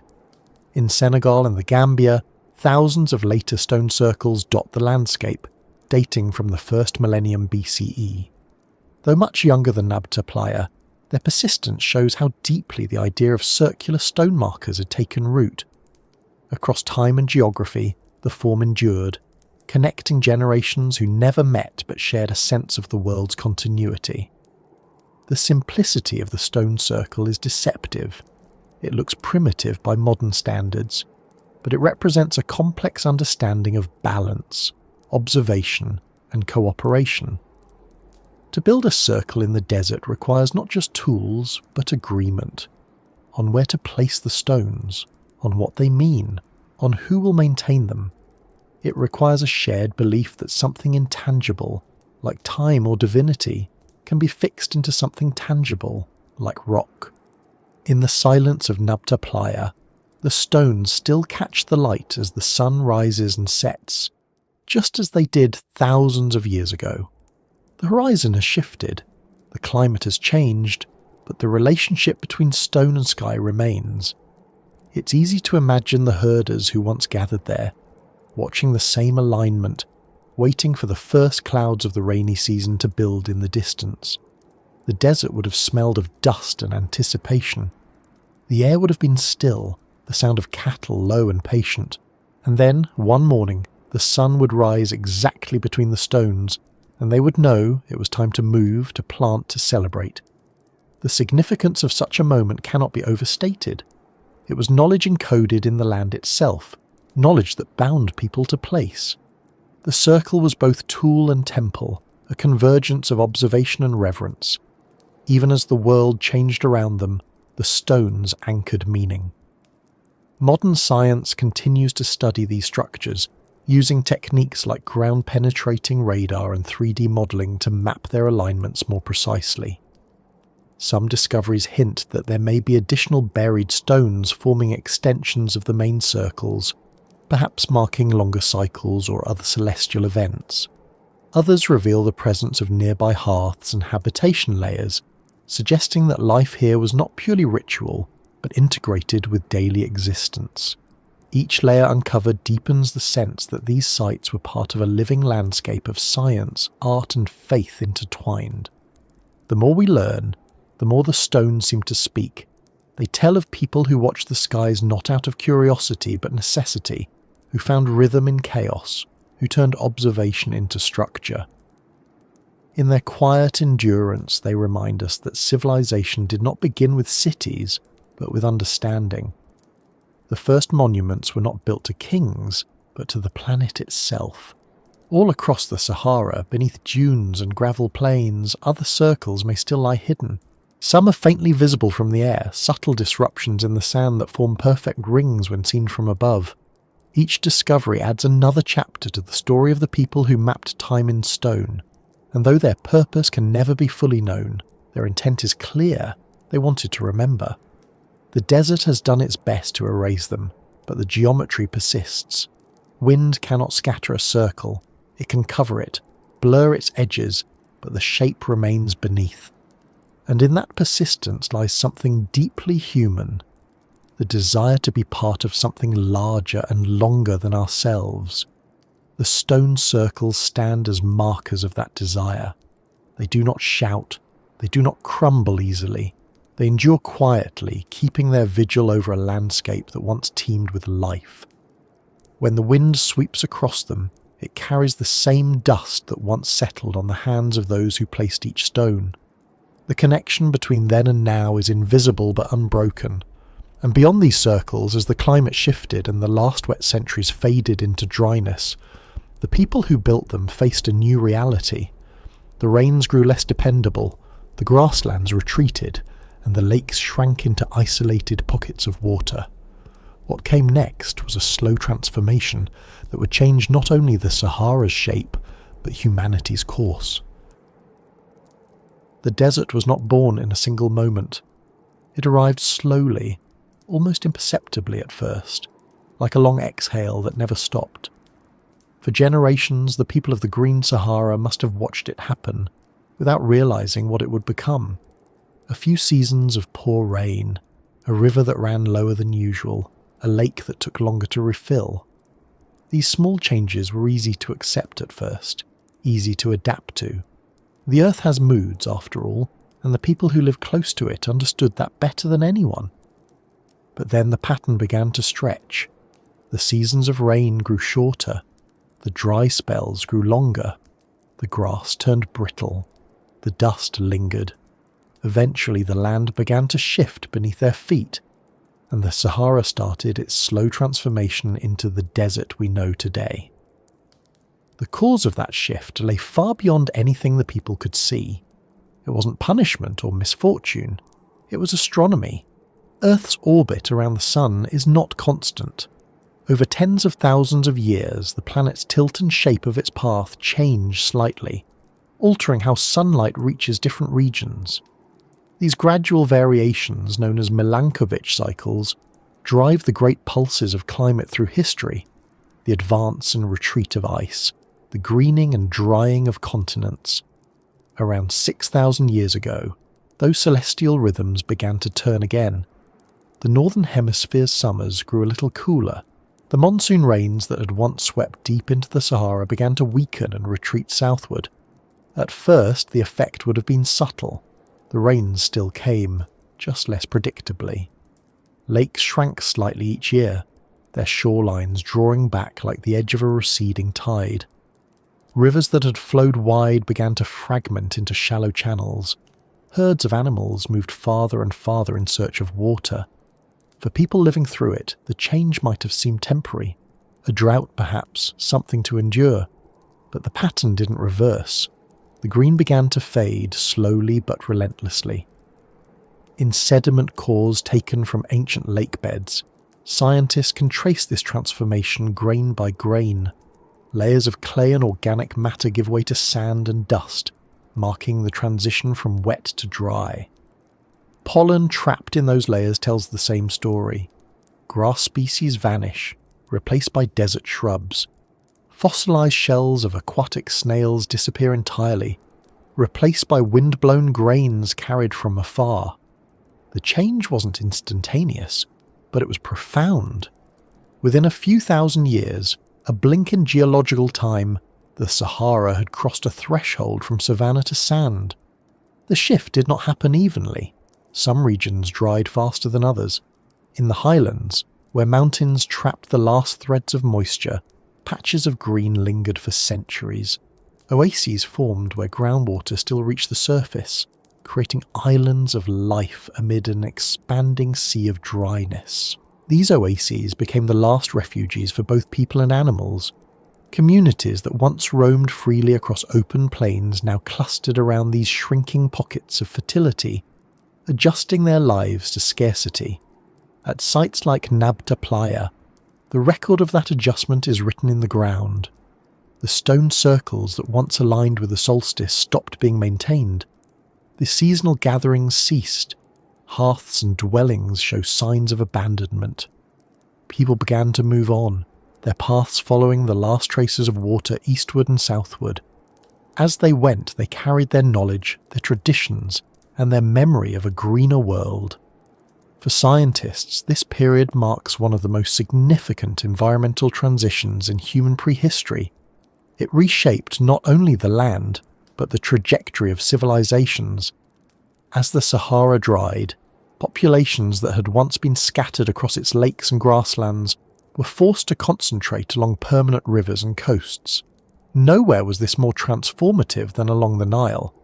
There, migrants from the desert brought with them skills honed by centuries of managing water and herds. They understood seasons, astronomy, and survival in marginal environments. When they arrived at the Nile's dependable floodplain, they found stability unlike anything the desert could now offer. Out of that stability, agriculture flourished. And from agriculture came cities, monuments, and kingdoms. The drying of the Sahara, in other words, didn't end a civilization, it moved it. The knowledge born of adaptation became the foundation for something new. What had once been pastoral wisdom became agricultural engineering. What had once been sky-watching for rainfall became the science of calendars. In a quiet, indirect way, the climate shift that created the Sahara also created Egypt. But for those who stayed behind, life became increasingly harsh. The shrinking lakes became salt flats. The rivers disappeared underground, leaving behind dry wadis that only carried water during rare storms. Sand encroached on once fertile valleys, burying evidence of former abundance. The people who remained had to adapt again, relying on wells, trading routes, and livestock that could endure the heat. The camel, though not yet domesticated during the earliest phases of desertification, would eventually become the key to survival, turning the Sahara from a barrier into a bridge once more. The climate shift also left its mark in the genetic and linguistic patterns of the people who descended from those migrations. Modern studies suggest that populations across North and West Africa, the Nile Valley, and even parts of the Middle East share ancestry linked to these ancient Saharan peoples. As the desert expanded, their descendants spread outward, blending with others, carrying fragments of their old world into new ones. Languages shifted, myths evolved, but the memory of a lost green land persisted. In some oral traditions from the Sahel and beyond, there are still stories of a place to the north, where grass once grew high and rivers flowed endlessly, a place swallowed by sand.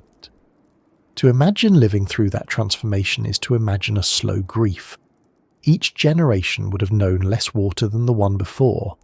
Grandparents might have spoken of lakes that their grandchildren would never see. The sky would have seemed emptier, the rains later, the winds harsher. Over time, adaptation became resignation. Camps grew smaller, travel became riskier. The once open corridors of migration turned to dunes. Yet even in that loss, there was ingenuity. People learned to dig deeper wells, to use every drop efficiently, to track underground aquifers by reading the patterns of plants and insects. They developed new tools and new routes of exchange, connecting distant oases through early trade. What had once been a land of abundance became a land of endurance, and those who mastered it became some of the most resilient communities on Earth. For scientists today, studying this climatic transformation helps reveal how interconnected the planet's systems are. The Sahara's drying was not an isolated event. It was linked to shifts in monsoon patterns, in ocean temperatures, and even in vegetation feedback loops. As the grasslands disappeared, the bare ground reflected more sunlight, which in turn altered atmospheric circulation, further reducing rainfall, a chain reaction that locked the desert in place. This feedback loop is one reason why the Sahara has remained so stable in its aridity for the past several thousand years. Once the balance tipped, it was difficult to reverse. The transformation also had ripple effects far beyond Africa. Dust blown from the newly formed desert carried nutrients across the Atlantic, fertilizing the Amazon rainforest. In a sense, the Sahara's loss fed another ecosystem half a world away. The Earth, as always, redistributes. When one region dries, another blooms. The cycles of life and death in nature are rarely local. They are planetary. Even today, traces of the Sahara's green past remain hidden beneath its surface. Satellite imagery reveals old drainage systems, buried riverbeds, and the outlines of ancient lakes. In the northern Sahara, the sediments of long-vanished basins still contain fossils of fish and shells. In the central regions, petrified wood lies scattered across the ground. Trees that once grew tall in places that haven't seen a drop of rain in centuries. These relics remind us that the desert is not static. It has changed before, and it will change again. The same orbital cycles that dried the Sahara will, in time, shift again. In 10 or 15,000 years, when Earth's tilt and orbit align differently, the monsoons will return. Rain will once more sweep across the dunes, carving new rivers, filling new lakes, and turning the desert green again. The process will be slow, but inevitable. The Sahara breathes on a timescale far beyond ours, centuries for each inhale, millennia for each exhale. The people who lived through the last transformation were witnesses to one breath, caught between the fading of one world and the birth of another.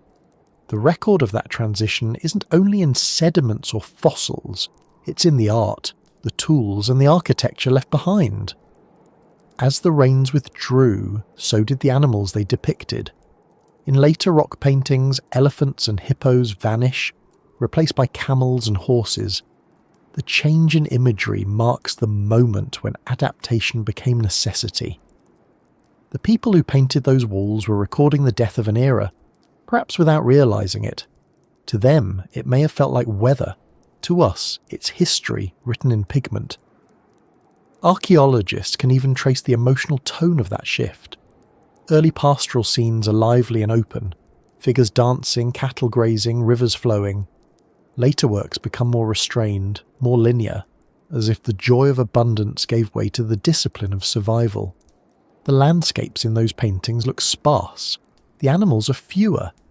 Yet even then, the act of painting continued. The people didn't stop recording their world, they changed the subject. The climate shift also transformed the meaning of places. Sites that had once been centres of community became memorials. The stone circles of Nabta Plier, the carvings of Tassili, the settlements along the vanished rivers, all became markers of what was lost. Later travellers may have encountered them without understanding their origins, treating them as sacred simply because they were old. In that way, the memory of the Green Sahara survived, not as fact, but as reverence. In modern times, as scientists study these ancient changes, they see echoes of our own era. The pace is different now, faster, driven by human activity rather than orbital cycles. But the pattern is familiar: shifting rainfall, expanding deserts, the movement of people in search of water. The past becomes a mirror for the present, showing how fragile even vast ecosystems can be when balance is disturbed. The difference is that the people of the past could move with the climate. We, bound by borders and cities, face a different challenge. Still, there is a kind of comfort in knowing that the Sahara has been many things. It has been a forest, a savanna, a sea of lakes, and now a desert. It reminds us that nothing in nature is final. Even what seems eternal is in motion. The dunes that stretch endlessly today will one day lie beneath grass again, and perhaps, somewhere on that future plane, someone will find the buried remains of our time. The traces of roads and buildings, as strange to them as stone circles are to us. For now the Sahara sleeps in its dry phase, its rivers turn to dust, its lakes to salt. But the story of that shift, of the slow transformation that changed everything, is still being written in the wind. The sand moves, the climate breathes, and beneath it all, the memory of rain waits. And beyond that waiting lies another mystery. What happened when the Sahara's people finally left? Where did they go? And what did they build when they arrived? The desert's silence ends at the edge of the Nile, where the next chapter of human history begins, and the seeds carried out of the fading green world took root in a new one. As the Sahara dried and the last of its great lakes disappeared into dust, people who had once known the rhythm of rains and the wide sweep of green plains began to move. They did not move all at once. The transition was gradual, a long migration that unfolded across generations.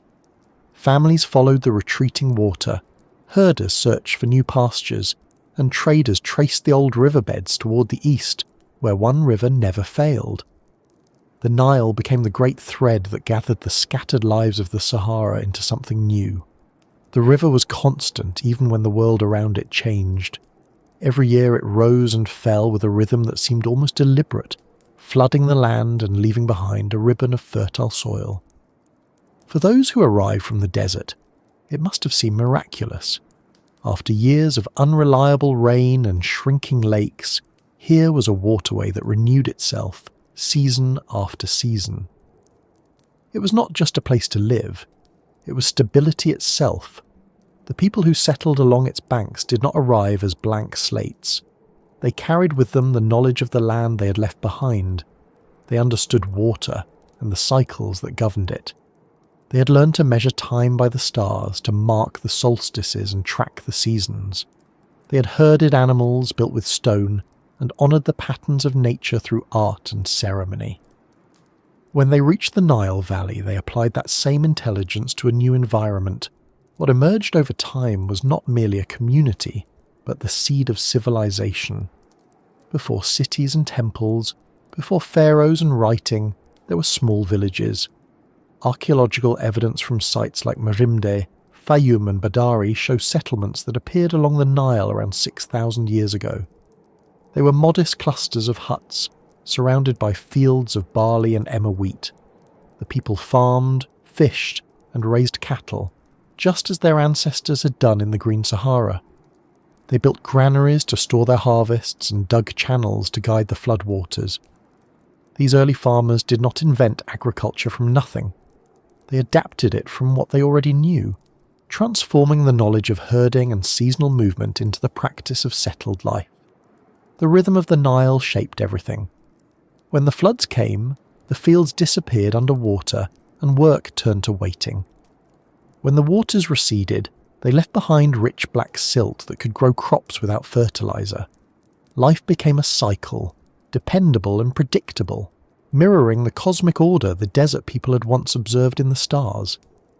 In that predictability, society found its foundation. Trade flourished early. The Nile was not just a river, it was a highway. Boats made from papyrus reeds carried goods between villages, grain, pottery, fish, and stone tools. From the south came gold and ivory. From the north came salt and shell ornaments from the Mediterranean coast. The connections that once linked the Sahara's oases now followed the river's course. Communities grew not in isolation, but in communication. Ideas, like goods, travelled easily on the water. As populations increased, so did complexity. Larger settlements developed specialised crafts, pottery, weaving, tool-making. The control of water became more organised. Simple ditches turned into irrigation networks. Leadership evolved naturally from necessity. Someone had to decide when to open and close the channels, when to plant, when to harvest. Authority, at first practical, became symbolic. Those who managed water managed life. The desert past was never forgotten. The earliest Egyptian symbols for life, fertility and rebirth are often tied to water and the sun, the same forces that had governed existence in the Sahara. The circle, a form that dominated the old desert monuments, reappears in Egyptian iconography as the sun disk, as the shape of eternity. Even the orientation of early temples and settlements reflected the same fascination with celestial cycles that once guided the builders of Nabta Plier. Civilization along the Nile grew from the same impulse, to understand the world by aligning with it. By around 4000 BCE, small regional cultures had developed along different parts of the Nile. In the south, in what is now Upper Egypt, communities like Nakada and Hierakonpolis became centres of innovation. They built larger houses from mud brick, buried their dead with grave goods, and decorated pottery with images of animals and boats. In the north, in Lower Egypt, other groups thrived near the delta. The two regions developed distinct identities, but the river connected them, ensuring exchange and eventual unification. The transition from scattered villages to organised society was gradual but unmistakable. The knowledge of how to work with nature deepened. People learned to predict the Nile's flood with remarkable accuracy, using the rising of certain stars as a guide, most notably Sirius, whose first appearance in the dawn sky each year coincided with the beginning of the inundation. This link between the heavens and the earth, between astronomy and survival, became the backbone of Egyptian thought. The idea that the cosmos had order and that human life should reflect that order shaped everything from architecture to religion. By the time the first kings emerged ruling small territories along the river, the groundwork for empire had already been laid by centuries of adaptation and migration. The leaders who unified Upper and Lower Egypt were inheritors of a long chain of knowledge passed down from the people who had once built stone circles in the desert. They understood that power was not only control over people, but mastery of the environment. The irrigation of fields, the storage of grain, the alignment of temples, all were extensions of the same principle: harmony with the cycles of the world. The deserts that flanked the Nile on either side became both barrier and memory. To the west lay the Sahara, vast and silent, its green past long buried. To the east stretched the Red Land, harsh and dry. The Egyptians called their fertile valley the Black Land, after the colour of its soil. The contrast defined their worldview: life and death, fertility and barrenness, order and chaos. These were not abstract opposites, but reflections of the geography they lived in. The Sahara's transformation had written duality into their landscape, and from that duality came mythology. Even the gods they created carried echoes of the desert past. Hathor, one of the oldest deities, was often depicted as a cow. an image that links directly to the pastoral cultures of the Green Sahara. The reverence for cattle, visible in rock art thousands of years older than Egypt's first temples, found new form in religion. The sun god Ra, rising and setting each day, embodied the same cyclical time that desert herders once tracked in the solstices. The god Osiris, whose death and resurrection mirrored the annual flooding and retreat of the Nile, carried within him the same understanding of renewal that governed life in the vanished grasslands. It's easy to think of civilization as something that begins suddenly, with walls, writing and cities, but along the Nile it grew like a slow tide swelling from the collective experience of people who had been adapting for millennia. Their mastery of stone, their understanding of stars, their relationship with water, all were legacies of the Sahara. The empire that would one day raise pyramids began not with kings, but with communities shaped by climate. In the oases that dotted the western desert, life continued even after the Great Migration eastward. These small green pockets became stepping stones between worlds, the last remnants of the Sahara's once vast network of lakes. Places like Dakhla, Karga, and Siwa became centres of exchange, linking the Nile Valley with the deeper desert. Traders passed through them, carrying salt, gold, and stories. The people who remained in these oases preserved traditions that reach back to the Green Sahara. Pottery styles, burial customs, even certain cattle rituals. Long after the desert had swallowed most traces of its former self, the oases kept fragments of memory alive. Over time, those oases also became points of expansion for the growing Egyptian state. Expeditions ventured westward in search of minerals, trade routes, and contact with neighbouring peoples. The desert was no longer home, but it was never forgotten. Its silence became sacred, its dangers mythologized. The concept of the western horizon, the place where the sun died each evening, became associated with the realm of the dead. To enter the desert was to move toward mystery, toward origins. In that sense, the Sahara remained part of Egypt's consciousness, not as geography, but as history written into belief.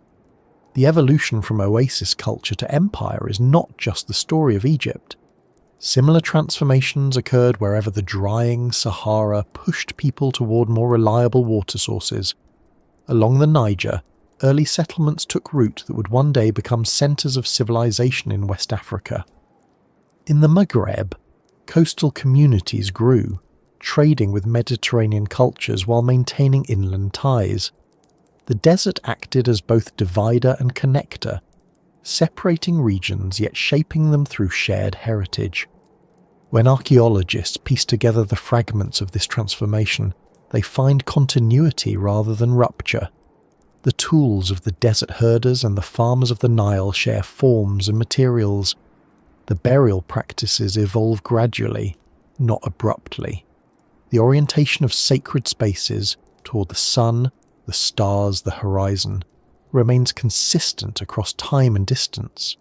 It's as if one long conversation continued through generations, changing dialect but never subject. Modern research continues to reveal how deep those connections run. Isotopic studies of human remains from both the Sahara and early Egyptian sites show similar diets and mobility patterns, consistent with migration from west to east. Genetic evidence supports this too, indicating shared ancestry between populations of the ancient Sahara and the Nile Valley. These findings transform what was once speculation into a coherent narrative. The people who gave rise to one of history's greatest civilizations were, in part, the descendants of those who watched the Sahara turn to sand. The shift from oases to empire also transformed how people thought about time. In the desert, time was cyclical, measured by the rains and the stars repeating endlessly. In the Nile Valley it became both cyclical and linear. The floods repeated, but the society built upon them accumulated knowledge, power, and monuments. The sense of continuity expanded into ambition. The pyramids, when they came, were extensions of the same impulse that once placed stones in a circle to mark the sun. But now the gesture reached upward, monumental, declaring that understanding the heavens could also mean joining them. What began as adaptation ended as mastery. The people who had once moved with the climate now shaped it to their will. They diverted rivers, built dams, and stored food against famine. Yet even as they conquered the land, they never lost awareness of its fragility. Egyptian religion was filled with warnings about balance, about maintaining Ma'at, the harmony of the world. Perhaps this belief, so central to their identity, was inherited from ancestors who had seen what happens when balance fails. The story of how the Sahara's people became the architects of civilization is not only about progress, it's about continuity, the slow accumulation of understanding passed hand to hand from the green plains to the banks of the Nile. Each step along the way was a response to change. Each adaptation carried within it the memory of what came before. When the first empire rose, it did not rise from nothing. It rose from the desert's memory, from the oases that sustained life when the world around them faded, from the quiet persistence of people who refused to vanish. And as we follow their journey through time, the next part of the story turns to the landscapes they left behind, the vanished lakes and ghost valleys that still lie beneath the sand, silent witnesses to the ages when water ruled and the desert had not yet learned to forget. Beneath the dunes of the Sahara lie the shapes of lakes that no longer exist. Their outlines are faint but persistent, drawn in sediment and stone, invisible from the ground but perfectly clear from above. They appear in satellite images as pale depressions, ghostly ovals and basins that once shimmered with water. To imagine them full again, blue against green grasslands, is to glimpse the Sahara as it once was, a place of abundance, not absence. These are the vanished lakes and ghost valleys of the desert, the remnants of a time when water was the author of every story told here. The largest and most famous of these lost waters was Lake Megachad. Long before it shrank into the small body we know today as Lake Chad, it was an inland sea, vast enough to rival the Caspian or the Great Lakes of North America.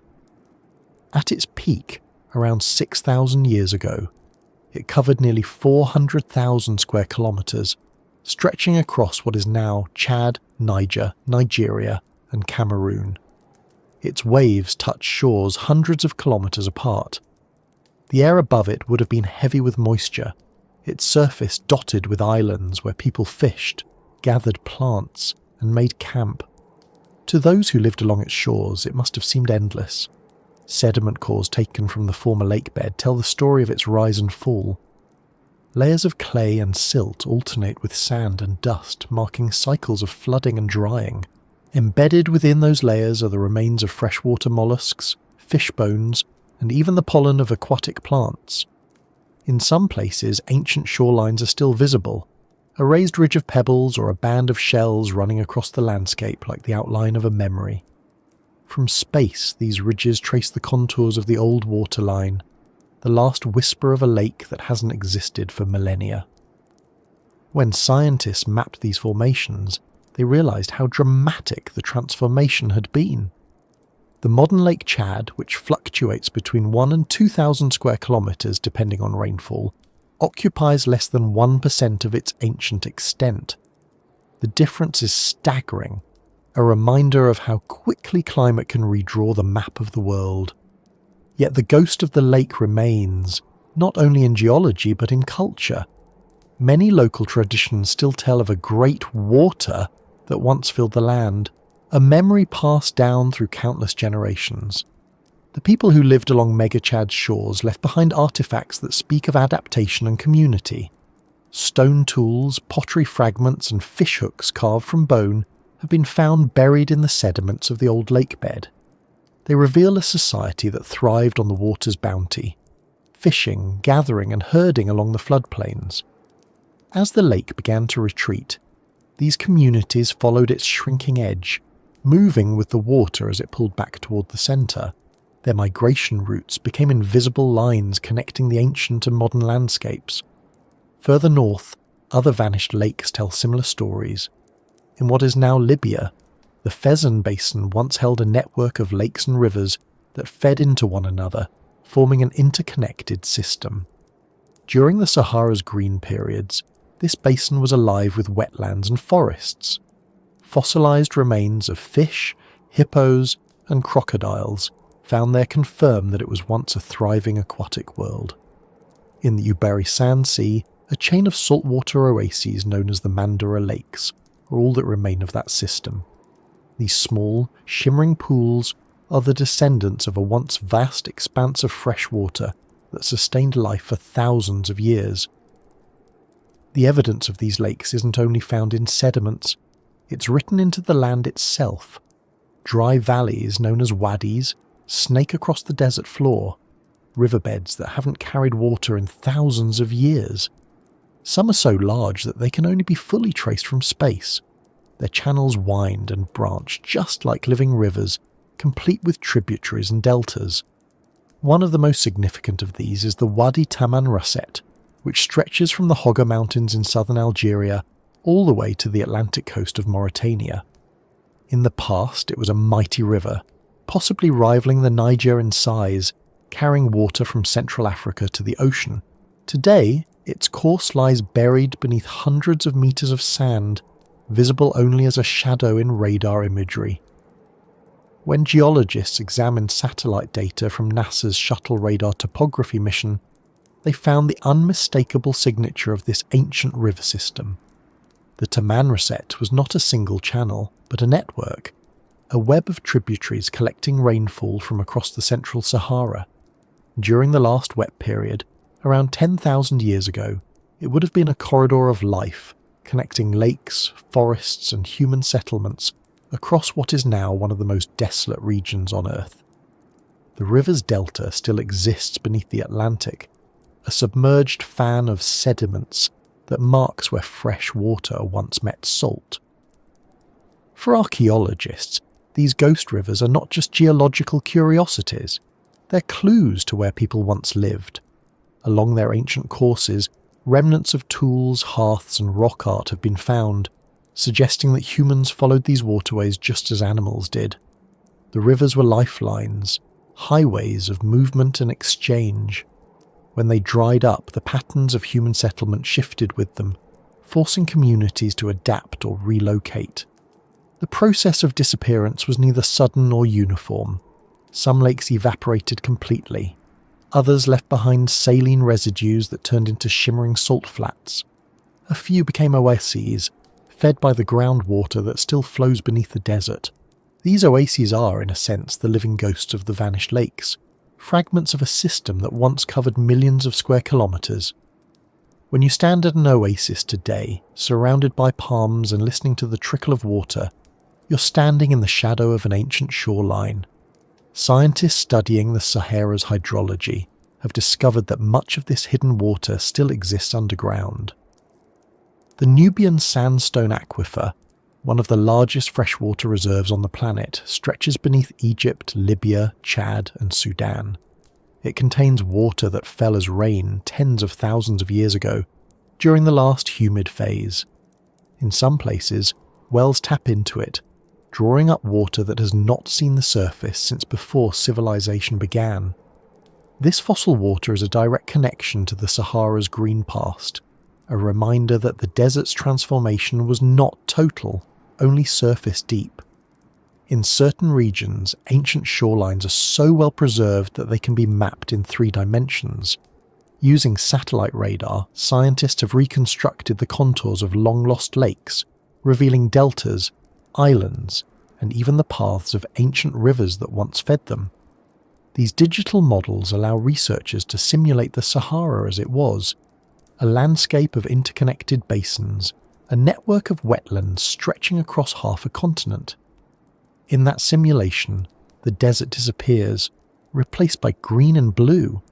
It's a vision of a world that feels both alien and deeply familiar. The ghost valleys of the Sahara, dry riverbeds that once flowed with life, also tell the story of the desert's heartbeat. Some of them, like Wadi Hawa in Sudan, were still active as recently as 5,000 years ago. Wadi Hawa once connected the central Sahara directly to the Nile, serving as a corridor for animals and people. Archaeological finds along its course include pottery, tools and animal remains, evidence of settlements that flourished along its banks. When the river finally dried up, it left behind a trail of memory that can still be traced across the sand. Each of these vanished waterways played a role in shaping human migration. When they disappeared, they pushed life toward the edges of the desert. Communities that had once been scattered across a wide landscape concentrated around remaining sources of water: the Nile, the Niger, the highland oases. The ghost rivers became the boundaries of new worlds, lines that divided abundance from desolation. Yet even as they vanished, they left something behind: fertile soils enriched by millennia of sediment. In places where rainfall occasionally returns, those old valleys can still bloom briefly after storms, their ancient fertility reawakened for a few short days before fading again. From the air, the Sahara looks static, but these hidden rivers and lakes reveal a landscape in motion. It has changed more times than we can count, shifting between extremes of wet and dry, abundance and absence. The desert's silence hides that dynamism. Beneath its stillness lies a record of transformation, as intricate as any rainforest or ocean. Every dune, every dry basin is part of that record, an archive written in sand. Some scientists believe that if the climate shifts again, the Sahara could one day reclaim its rivers. The same orbital patterns that once brought rain will eventually return. Already, small hints of moisture have begun to reappear in certain areas. Occasional grass growth, unexpected ponds after rare storms. These are not signs of imminent transformation, but reminders that the desert's story is cyclical. The ghost valleys are not dead. They are dormant, waiting for the next breath of the planet to wake them. For now, the Sahara's lakes survive only in memory and myth.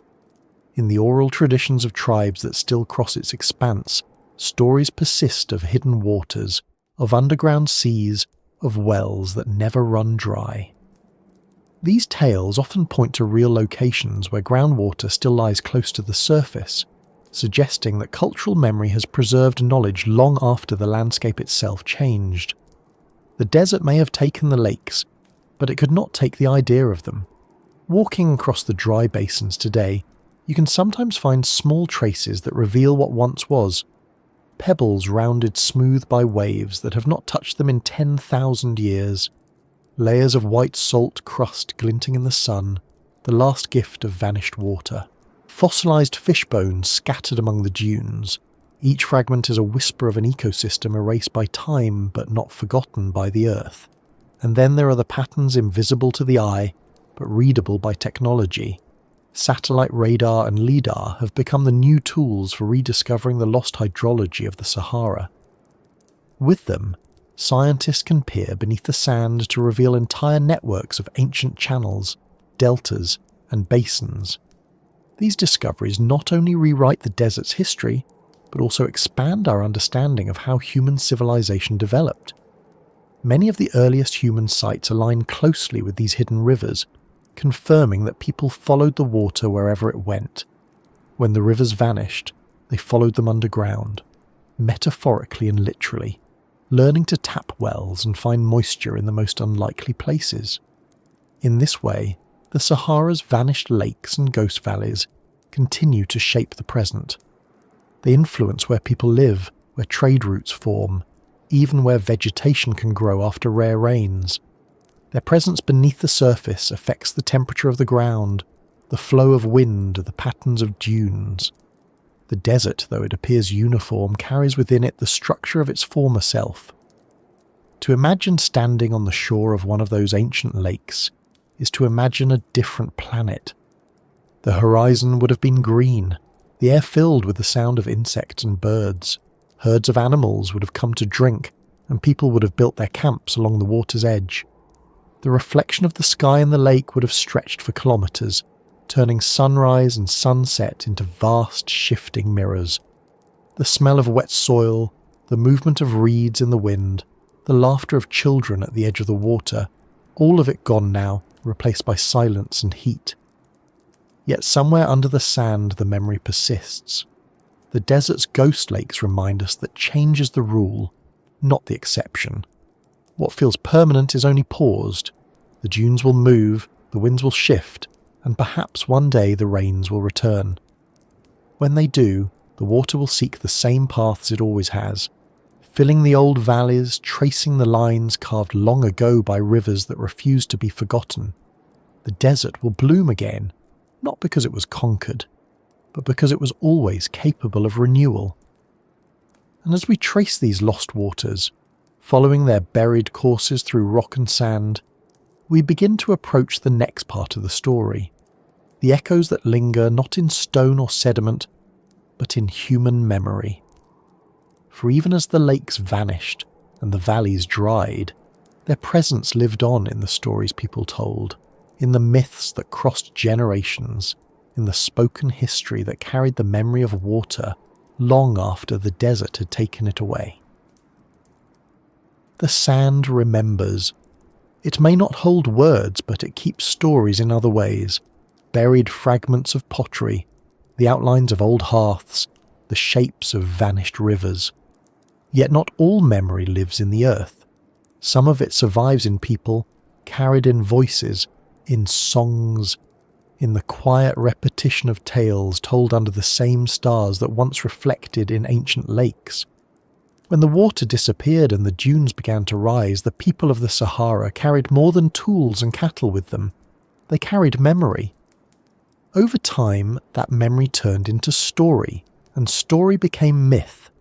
Across North Africa and the Sahel, echoes of the Sahara's greener past linger in oral traditions that have outlasted geography. Among Tuareg, Berber, Tubu, and Fulani communities, stories still speak of lands that were once full of rivers and forests, of ancestors who lived beside great waters that no longer exist. These aren't tales of imagination alone. They are recollections, softened and reshaped by centuries of retelling, but grounded in real landscapes that time has changed beyond recognition. In some versions, the lakes are described as gifts from the gods, vast, shining mirrors dropped from the sky. In others, they are described as living beings, generous but easily angered, retreating underground when humans grew careless. The moral shifts with each culture, but the theme remains constant. Water once abundant withdrawn because of imbalance. To people whose world depends entirely on rain, such myths are more than allegory. They are memory given moral form. Among the Tuareg, whose ancestors have crossed the central Sahara for centuries, there are stories of a great river that once flowed through the desert, connecting distant lands. Some elders still speak of traces of this river visible after certain storms, lines of green that appear briefly when the sand shifts just right.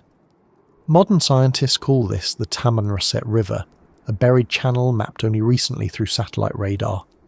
But for the Tuareg, it has always been known not as a river of the past, but as a hidden one, a presence just beneath the surface, asleep but not gone. It's the same with tales of underground seas which appear in the oral histories of communities from Mauritania to Sudan. Many of these stories describe wells that reach deeper than memory, their waters cool and ancient, drawn from sources said to be alive. When geologists discovered the Nubian Sandstone Aquifer, one of the largest underground freshwater reserves on Earth, it felt less like revelation and more like confirmation. The people who lived on this land had known about its hidden water all along. They might not have had the words for aquifer, but they had the knowledge. The desert had whispered it to them through experience. These oral histories are not just cultural artifacts, they are maps of survival. In a landscape where written records vanish, stories become navigation tools. A tale about a spirit who guards a spring might, to a listener, mark the location of that spring. A myth about a sleeping lake might correspond to an area where groundwater still lies close to the surface. Over centuries, memory wrapped itself in story so that even as generations passed, the knowledge remained useful. In parts of the Sahel, there are still songs sung during the rainy season that speak of water returning to its home, of rivers waking from sleep. The imagery matches what the land itself does during rare heavy rains.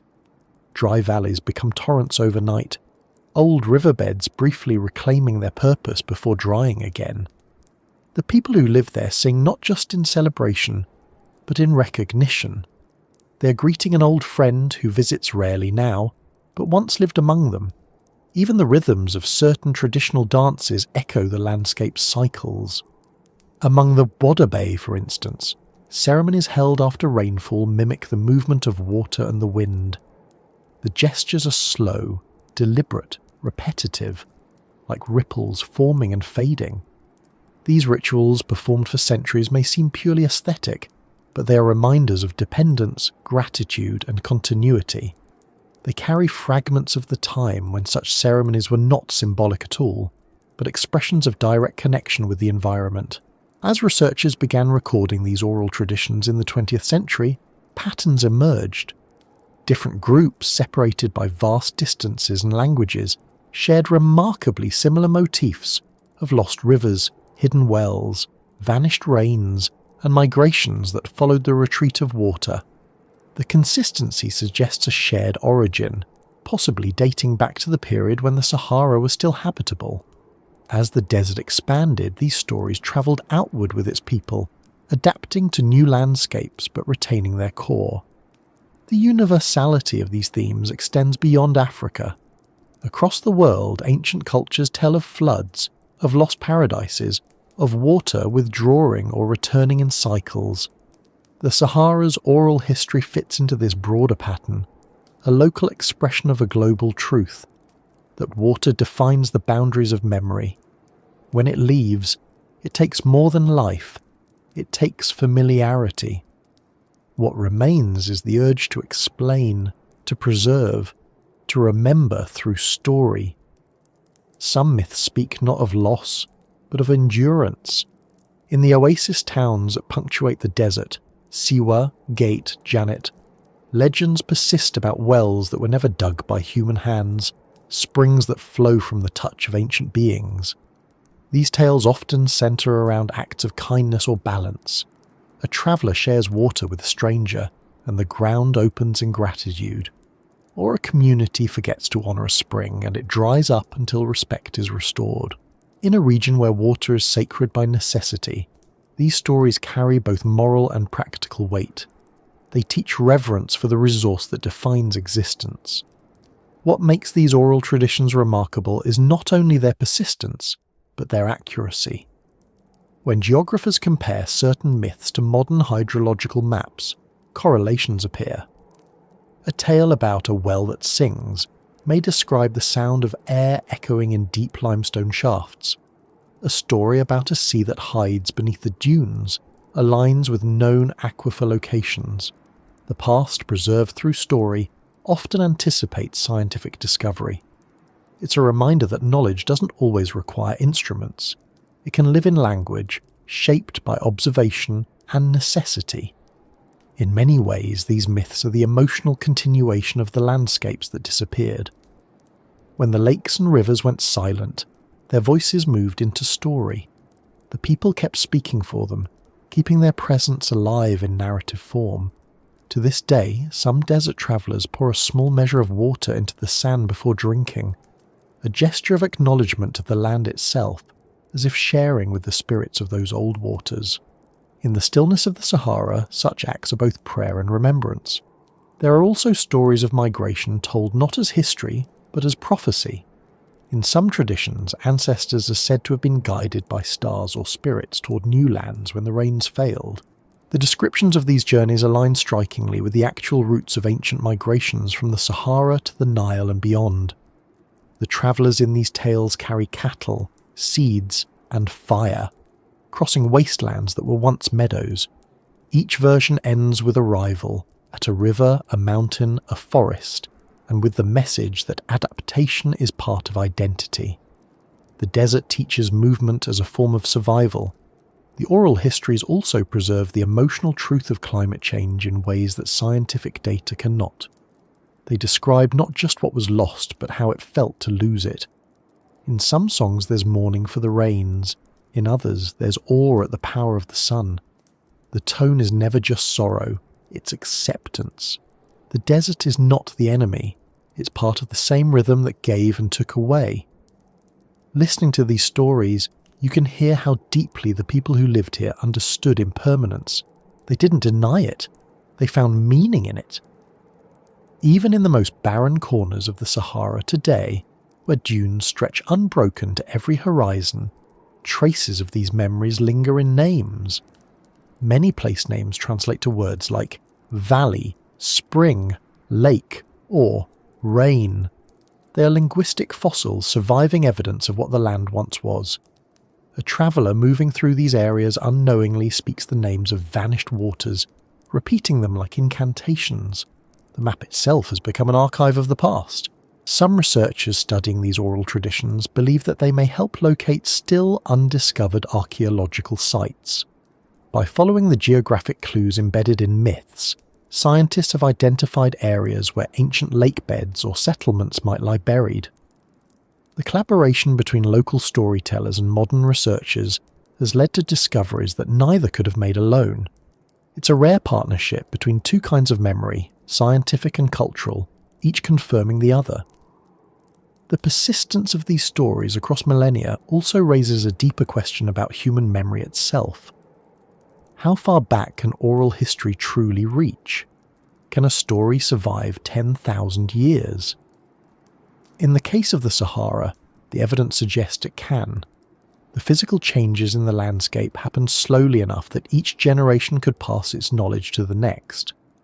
The result was a chain of memory stretching across epochs, long enough to carry the image of a green desert into a world that no longer recognizes it. In that sense, the Sahara's myths are not only records of the past, they're time machines. They transport fragments of lived experience across ages, compressing history into narrative. When a modern storyteller speaks of a river that sleeps beneath the sand, they are echoing voices that once heard that river flow. The continuity is almost unimaginable, yet it exists, an unbroken thread of human awareness binding us to an environment that is transformed completely. And perhaps that's why the desert feels so heavy with silence. It isn't emptiness, it's density. Every grain of sand covers a story. Every windstorm rearranges the surface of memory. The people who still move through it, guiding caravans or tending oases, walk across the graves of rivers and the whispers of lakes. They live among echoes, some scientific, some spiritual, all part of the same conversation between human beings and the planet they inhabit. Even now, new stories continue to join the old ones. Climate change brings new patterns to the desert, new uncertainties, new hopes. The people who live at its edge still look to the sky, still measure time by clouds and stars, still teach their children the names of winds. The myths evolve with the landscape, adapting as their ancestors did. The memory of water becomes the dream of its return. When you listen to these stories, told in tents, around fires, or beneath the open sky, you begin to sense that they aren't about the past at all. They're about continuity. The desert may change, but the relationship between people and place endures. The lakes may vanish, but their reflections live on in words, in customs, in the way travellers greet the dawn with quiet gratitude. The Sahara is still speaking through those who remember how to listen, and beyond these human voices there is the land itself, where traces of lost worlds continue to reveal themselves through science and chance. The next step in this journey lies in the meeting of those two realms, the stories passed by generations and the discoveries made by modern eyes, both converging on the same truth, that beneath the sand the Sahara is not dead, only hidden.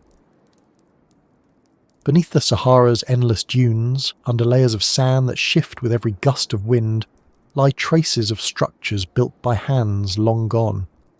Not just hearths and tools, not mere camps or scattered stones, but the outlines of places where people lived together, planned, built, and perhaps even dreamed of permanence. To speak of cities beneath the desert might sound like legend, the kind of rumour told by caravan guides and explorers seeking mystery in the vastness. But there are signs, unmistakable signs, that long before the Sahara became a desert, its green plains may have held the first blueprints of urban life. The idea of hidden cities in the Sahara is not new. Travellers through the ages have whispered about them. Ancient Greek and Roman writers mentioned lost towns swallowed by sand, describing the desert as a place that conceals as much as it reveals. For centuries, these accounts were dismissed as imagination, myths inspired by mirages. But with modern science, those stories have begun to take on a new dimension. What the ancients saw, or thought they saw, might not have been entirely untrue.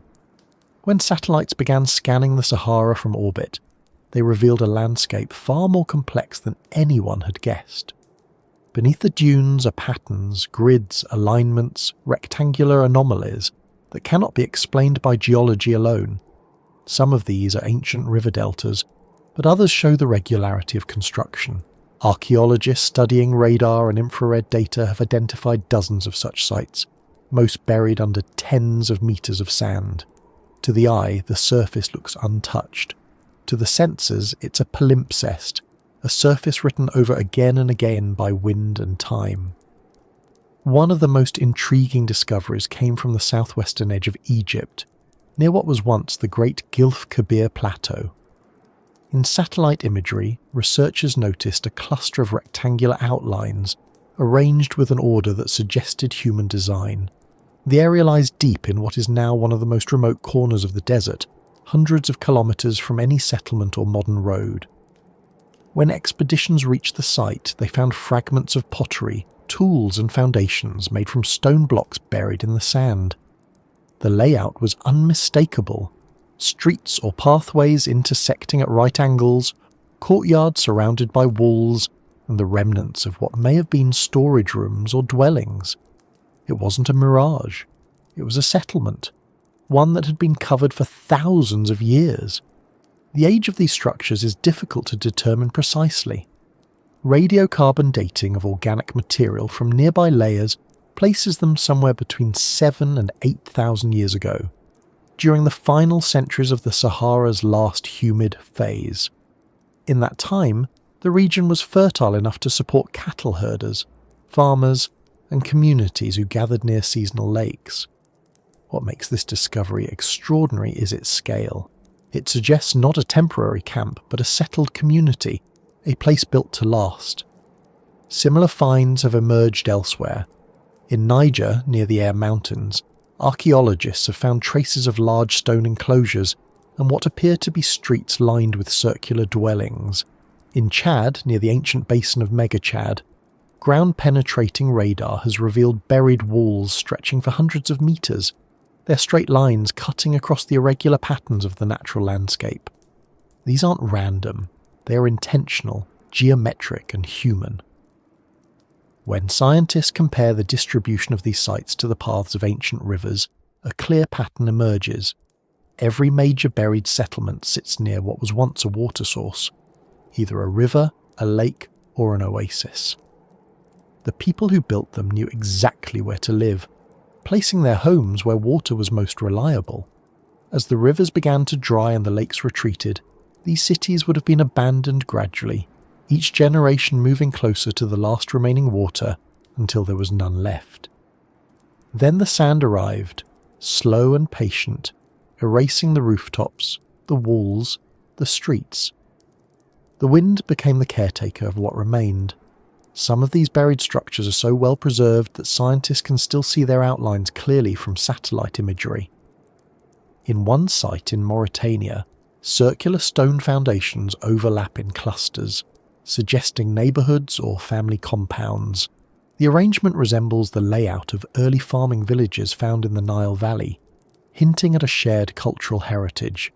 If confirmed through excavation, these sites could represent the missing link between the Sahara's pastoral cultures and the first urban centres of North Africa.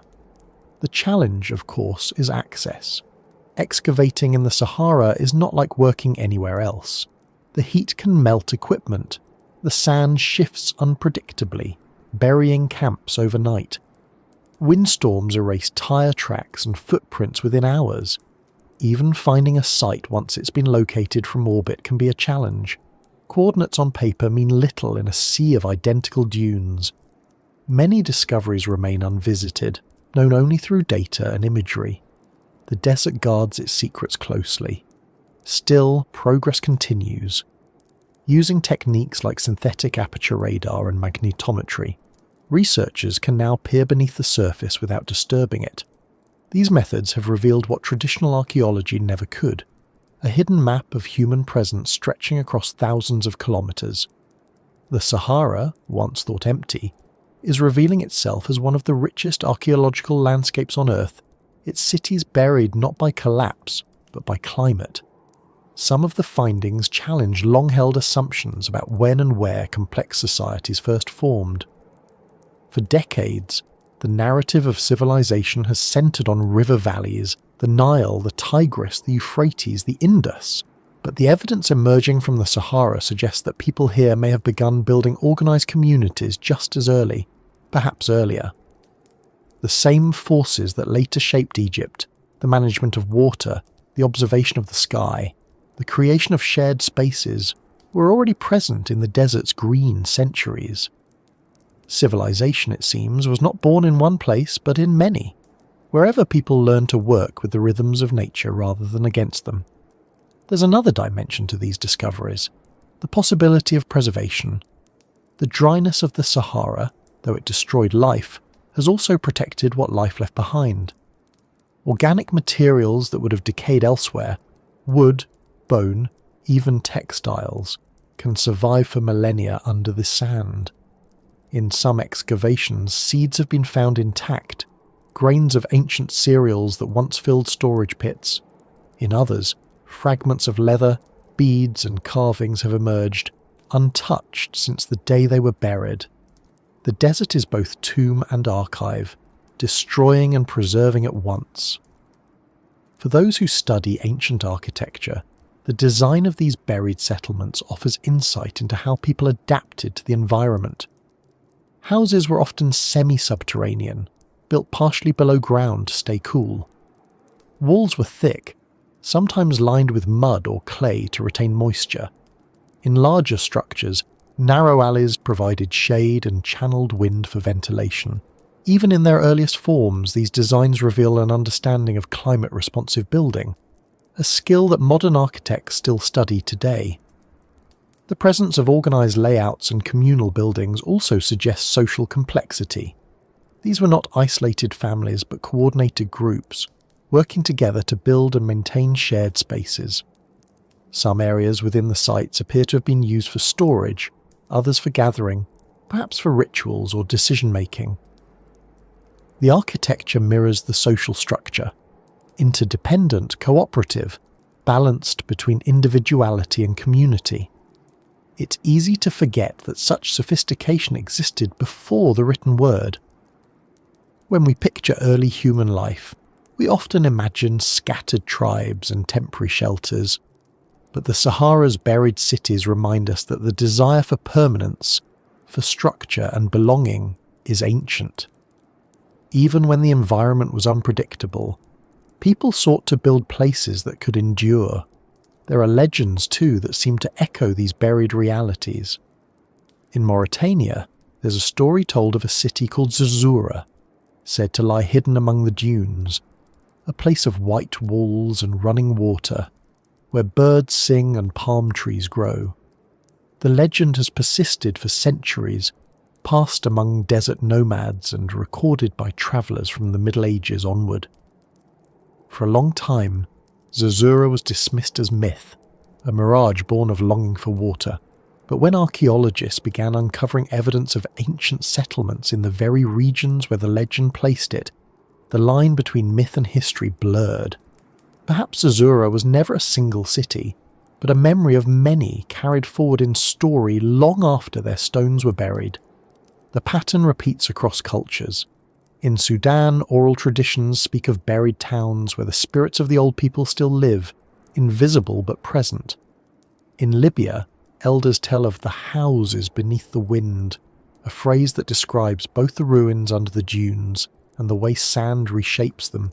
building over and uncovering them like waves. These stories might not name dates or rulers, but they preserve the emotional truth of a civilization erased by climate. Modern researchers now face a delicate balance: how to explore without destroying. Excavation in such fragile conditions can easily disturb what time has preserved. Some advocate for non-invasive mapping only, letting the desert continue its role as guardian. Others argue that we must uncover and study these sites before erosion or human activity damages them further. The debate reflects a broader question about how we engage with the past, whether to leave it undisturbed or bring it into light, knowing that the act of discovery always changes what is found. Each new image, each radar scan, adds to a growing understanding of a world once thriving, where now there is only silence. The Sahara, so often portrayed as barren, was once one of Earth's great centres of life and innovation. Its hidden cities are proof of that, reminders that human ingenuity flourished long before recorded history began. They remind us that civilizations don't always end with war or collapse. Sometimes they simply sink beneath the sands, waiting for the wind to shift. The dunes themselves are restless keepers. Every year they move slightly, their slow migration exposing new fragments and covering others. A shard of pottery might lie hidden for thousands of years, then emerge one morning in the sun, perfectly preserved. A carved stone might appear at the edge of a dune, only to vanish again with the next storm. The desert reveals and conceals in equal measure, as if reluctant to surrender its secrets all at once. When you stand in such a place, with the wind humming low and the heat rippling the air, it's impossible not to feel the presence of what lies beneath. The sand may look empty, but you can sense the geometry beneath your feet. The buried walls, the rooms filled with dust instead of people, the courtyards where children once played and elders once gathered. The silence is thick with memory. What's most haunting is how these hidden cities connect to the greater story of humanity. They show that civilization is not a sudden invention, but a continuous thread, stretching back through time, linking one adaptation to another. The people who built under the Green Sahara laid foundations not just in stone, but in thought. They understood cooperation, planning and resilience, the same traits that would later shape the empires of the Nile and beyond. Their cities may be gone, but their ideas endured, carried forward through migration, absorbed into new worlds. And as we trace their remains through satellite data and shifting sands, we begin to see the desert not as a void, but as a mirror. Beneath its surface lies the reflection of every civilization that ever learned to live with change. Each buried city is a message, written in silence, reminding us that nothing is ever truly lost, only waiting to be found again. Beyond these ruins, farther beneath the dunes and deeper into the desert's memory, lie even older mysteries.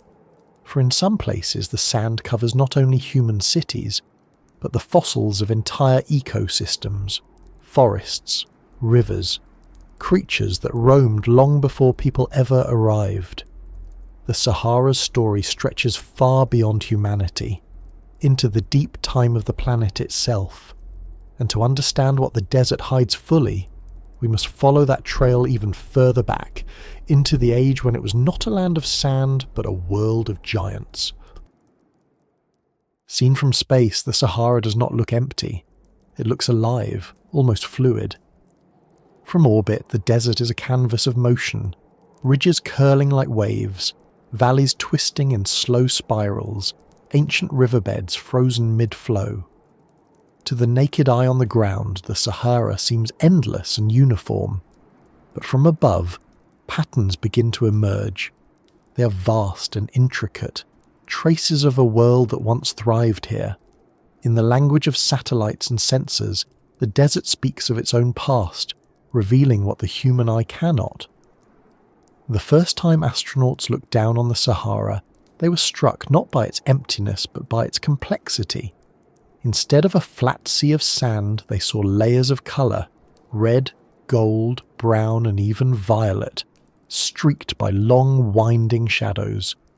Some of those lines are dunes, others are the scars of ancient rivers, now dry for thousands of years. Under the bright sun, the dunes form ripples like fingerprints, delicate yet massive, shaped by wind patterns that have repeated for millennia. In satellite images, these lines look like veins running across the body of the continent, carrying the memory of water long gone. One of the most extraordinary features visible from space is the Risha structure in Mauritania, sometimes called the Eye of the Sahara. From orbit it appears as a perfect spiral, concentric rings of rock and sediment nearly 50 kilometres across. For a long time, scientists thought it might be the impact crater of a meteorite. Later research showed it to be a natural geological formation, a dome of rock eroded over millions of years. But even knowing that, the image of it remains mesmerising. It is an eye staring upward through the sand, a reminder that the desert watches back. Elsewhere, the satellite view reveals subtler signs of life and loss. In parts of Chad and Niger, faint lines curve through the desert like the threads of a forgotten tapestry. These are the outlines of old shorelines, where waves once carved ridges into the earth. Around the basin of ancient Mega-Chad, these ghostly arcs form a pattern so precise that scientists can map the rise and fall of the water level over thousands of years. Each line marks a different era, each curve a new boundary between land and lake. Together, they create a portrait of time itself, written in sediment. Modern technology has made it possible to read the Sahara in ways that would have been unimaginable a generation ago. Synthetic aperture radar, which can penetrate sand, reveals hidden structures, buried river systems, ancient deltas, and the foundations of settlements lost beneath the dunes. Infrared sensors detect variations in temperature that mark underground rock formations or former lake beds. LIDAR, which uses pulses of light to measure distance, creates detailed topographic maps that show the desert's subtle shapes in 3 dimensions. Every new technique uncovers another layer of the past. When these datasets are combined, they form something like an X-ray of the Earth, a transparent image showing not just the surface but the bones beneath. What emerges is a Sahara that is not a wasteland, but an archive.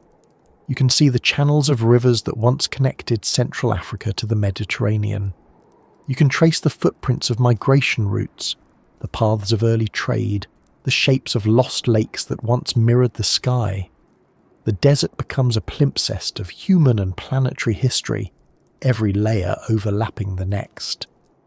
In some satellite images, you can even see the faint colour differences between ancient vegetation zones.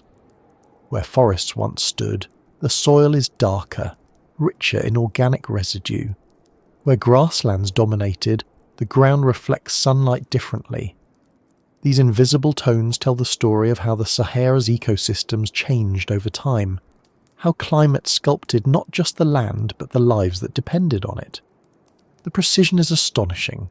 Scientists can track the expansion of the desert almost year by year, seeing how dunes encroach on valleys, how the shapes of sand seas shift like tides.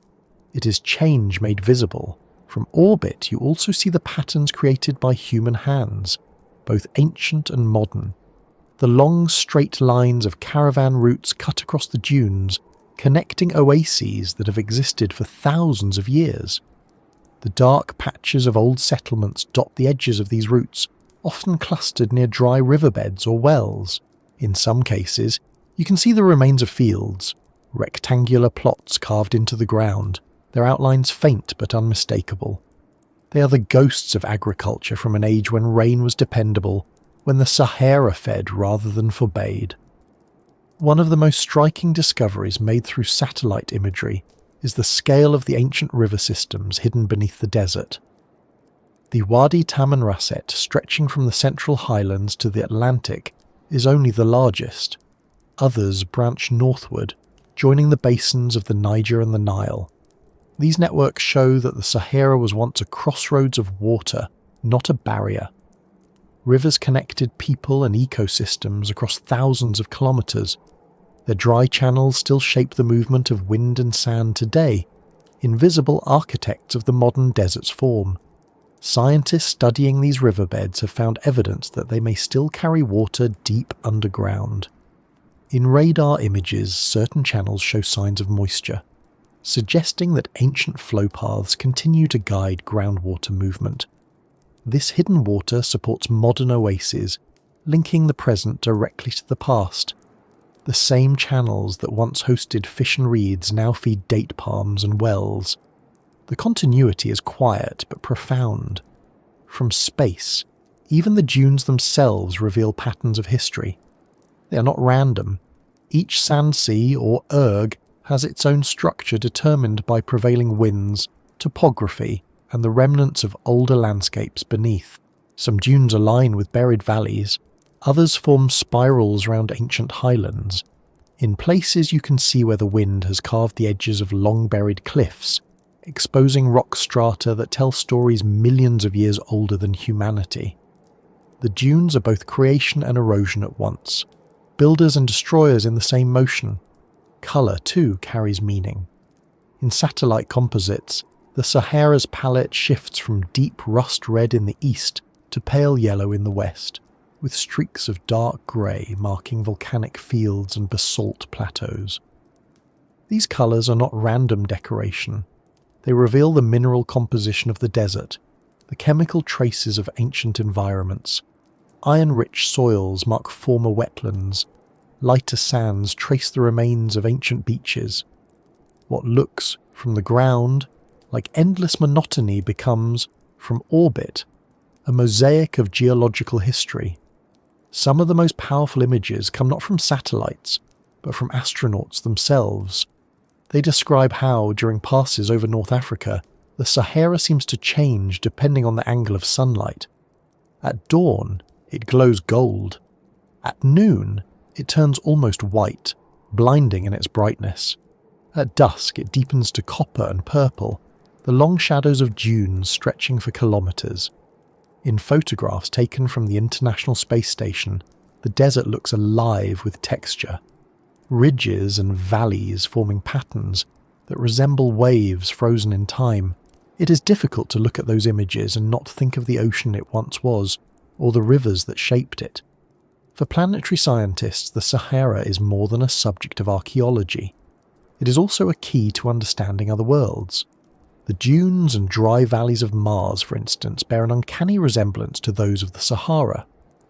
When NASA rovers photograph the Martian surface, geologists on Earth compare the images to satellite data from the African desert. The same processes, wind erosion, sediment deposition, the traces of vanished water appear on both planets. The Sahara, in that sense, is a bridge between Earth's past and Mars's present, a laboratory of planetary memory. The patterns visible from space also help climatologists predict the future. By studying how the desert formed, scientists can model how it might change again.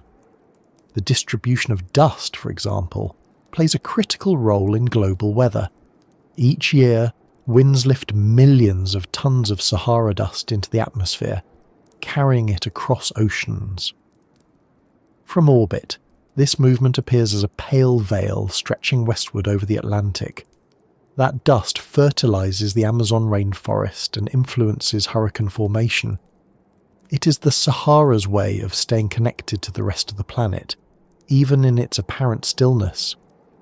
In some satellite images, you can trace the faint tracks of human migration that still follow ancient routes. Roads, camel paths, and even footprints in certain areas create linear scars across the desert surface. These paths often align with the same corridors used thousands of years ago. The desert may have changed, but the logic of its geography remains. From space, these lines of movement look like threads stitching together fragments of a forgotten world. There are moments when the satellite view reveals something almost unsettling: the precision of natural design. Patterns of wind-sculpted dunes echo the geometry of waves and cloud formations, following mathematical curves known as fractals.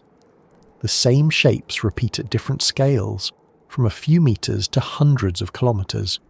It is as if the desert follows a hidden rhythm, an algorithm written by time and weather. For those who study these forms, the Sahara becomes not chaos, but order disguised as silence. Even the areas that seem most barren hold meaning. The vast gravel plains known as regs, which appear dull and featureless from the ground, glow differently under radar. They preserve ancient surfaces untouched by erosion, surfaces that have remained stable for hundreds of thousands of years. In them, scientists find traces of prehistoric climate cycles recorded in microscopic mineral changes. The Sahara's face from space is not a void, but a timeline, a physical record of planetary memory stretching back far beyond the reach of human history. When viewed this way, the desert's patterns begin to resemble something organic, a fingerprint, a neural network, a circulatory system. Each dune, each dry channel, each plateau is part of a larger structure, interconnected and dynamic. The Sahara is not simply a place, it is a process. Its patterns are evidence of motion paused, of forces still at work beneath the stillness. The more we study it, the clearer it becomes that even in its silence, it moves. The patterns seen from space also invite reflection on how small human history is compared to geological time. The cities buried beneath the sand, the vanished lakes and ghost valleys, all fit within a brief interlude between two dry ages. From orbit, they are invisible, thin layers of memory on a planet that has changed endlessly before and will change again. Yet to know they are there, hidden in those patterns, adds depth to what we see. The Sahara becomes not just landscape, but story. And still, for all that satellites can reveal, much remains hidden. Technology can map shapes, but not lives. It can show where people built and where rivers ran, but not what they felt when the rain stopped or the sand began to move. For that, we have to listen to the echoes, the myths, the art, the enduring traces of culture that survived in other forms. The patterns from space are the outline, the human story fills it in. As more data is gathered, as resolution improves, the Sahara's hidden map grows sharper. Scientists now use supercomputers to model how the ancient rivers flowed, how the wind moved dunes, how people might have travelled between lakes. Each simulation adds another layer to the understanding of this lost world. And yet, even with all our technology, there is something humbling in the view. From space, the desert looks complete. It needs no explanation. It is vast, self-contained, both living and fossilized at once. The patterns we see are reminders, not revelations. They tell us that the Sahara was not always as it seems, that change is the only constant, that even the most unyielding landscapes hold memory. The lines of rivers, the spirals of rock, the waves of sand, all of them are sentences in a story written across the face of a continent. We read it now from above, piecing together meaning from shapes and colours, but the story itself has been there all along, waiting for someone to look down and listen. And as those patterns lead us deeper into understanding, they point toward a question that grows larger with every discovery. If civilization once began here, in the heart of what is now a desert, could it happen again? Could life return when the cycles of the earth turn once more? To answer that, we have to look not only backward, but forward, to imagine the Sahara not as it was, but as it might be, when the balance shifts again and the desert breathes green. The Sahara looks permanent. From the ground it feels eternal, the dunes unchanging, the air unmoving, the horizon without memory. But permanence, like silence, is an illusion. The desert has been many things before this. It has been an ocean, a forest, a network of rivers and lakes, a home to elephants, giraffes, and people who followed the rain. Every grain of sand was once part of something living. When you look closely, you can see that memory still shimmering beneath the surface. The Sahara is not frozen. It is paused. And if the Earth's rhythms continue, it will change again. The question is not whether it can. The question is what might rise when it does. The idea that civilization could begin twice in the same place feels almost impossible, but the evidence of the past suggests otherwise. The people who first built in the Green Sahara were not given a unique moment in time.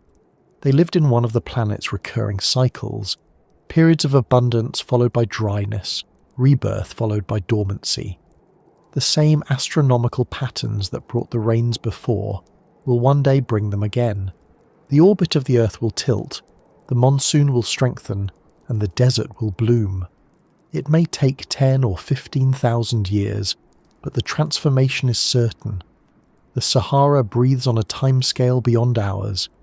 When that time comes, the dunes will not disappear overnight. The change will begin slowly, with small rains that linger longer each season. Grasses will appear first, growing in shallow valleys where water collects.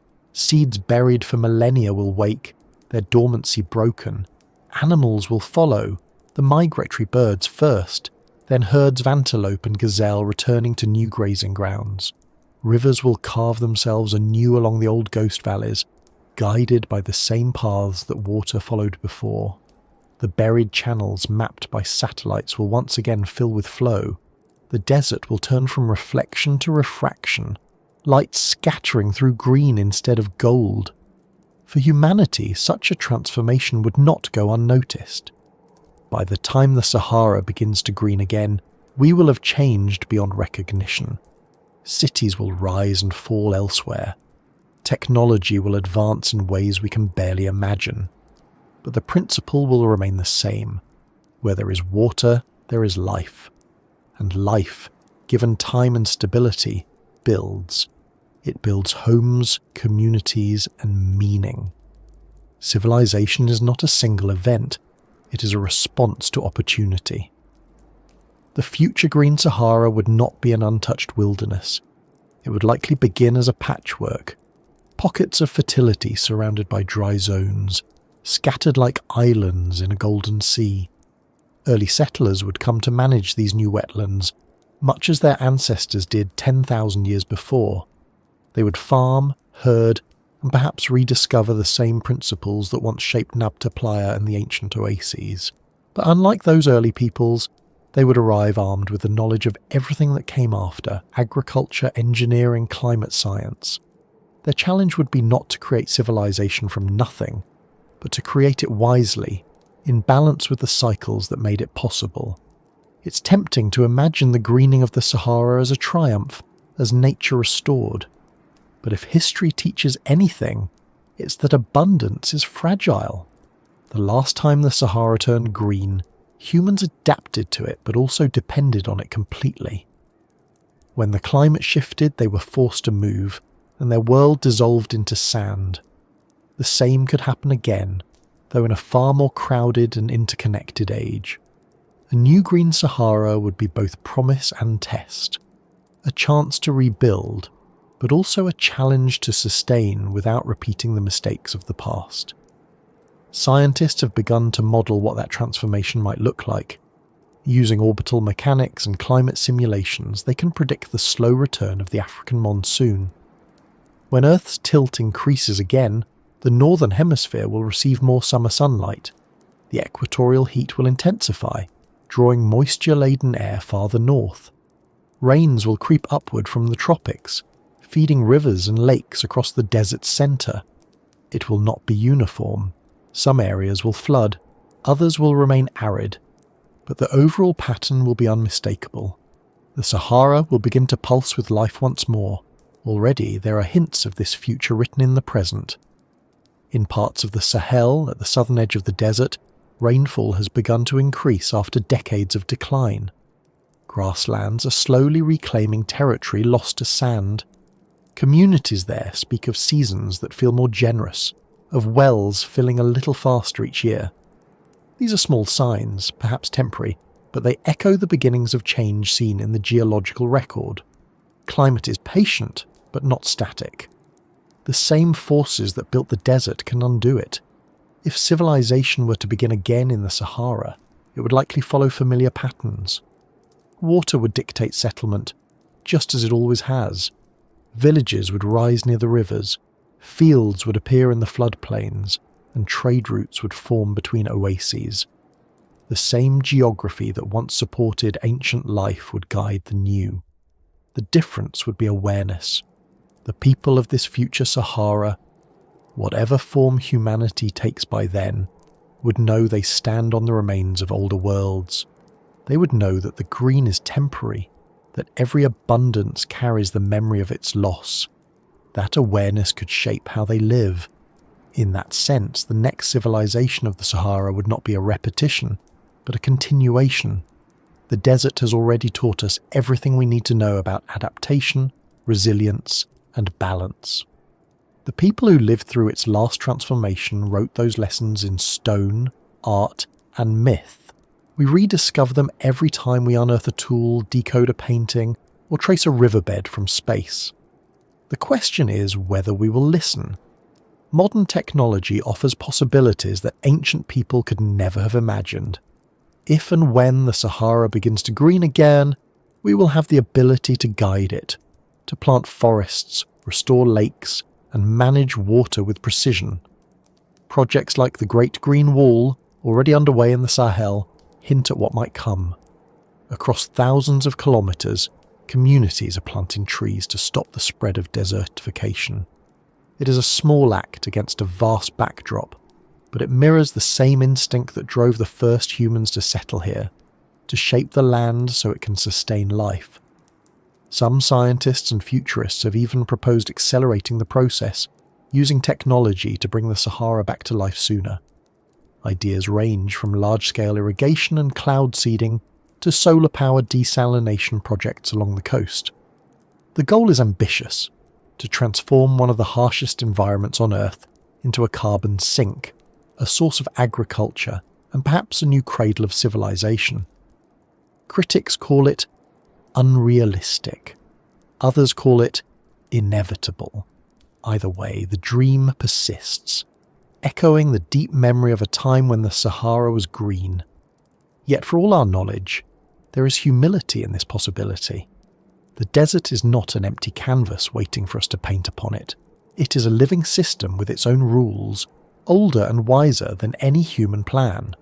To restore it fully, or to live within its rebirth, will require listening to those rules, understanding that cycles of dryness and abundance are not problems to be solved, but rhythms to be respected.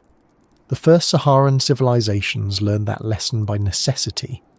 We might have to learn it again by choice.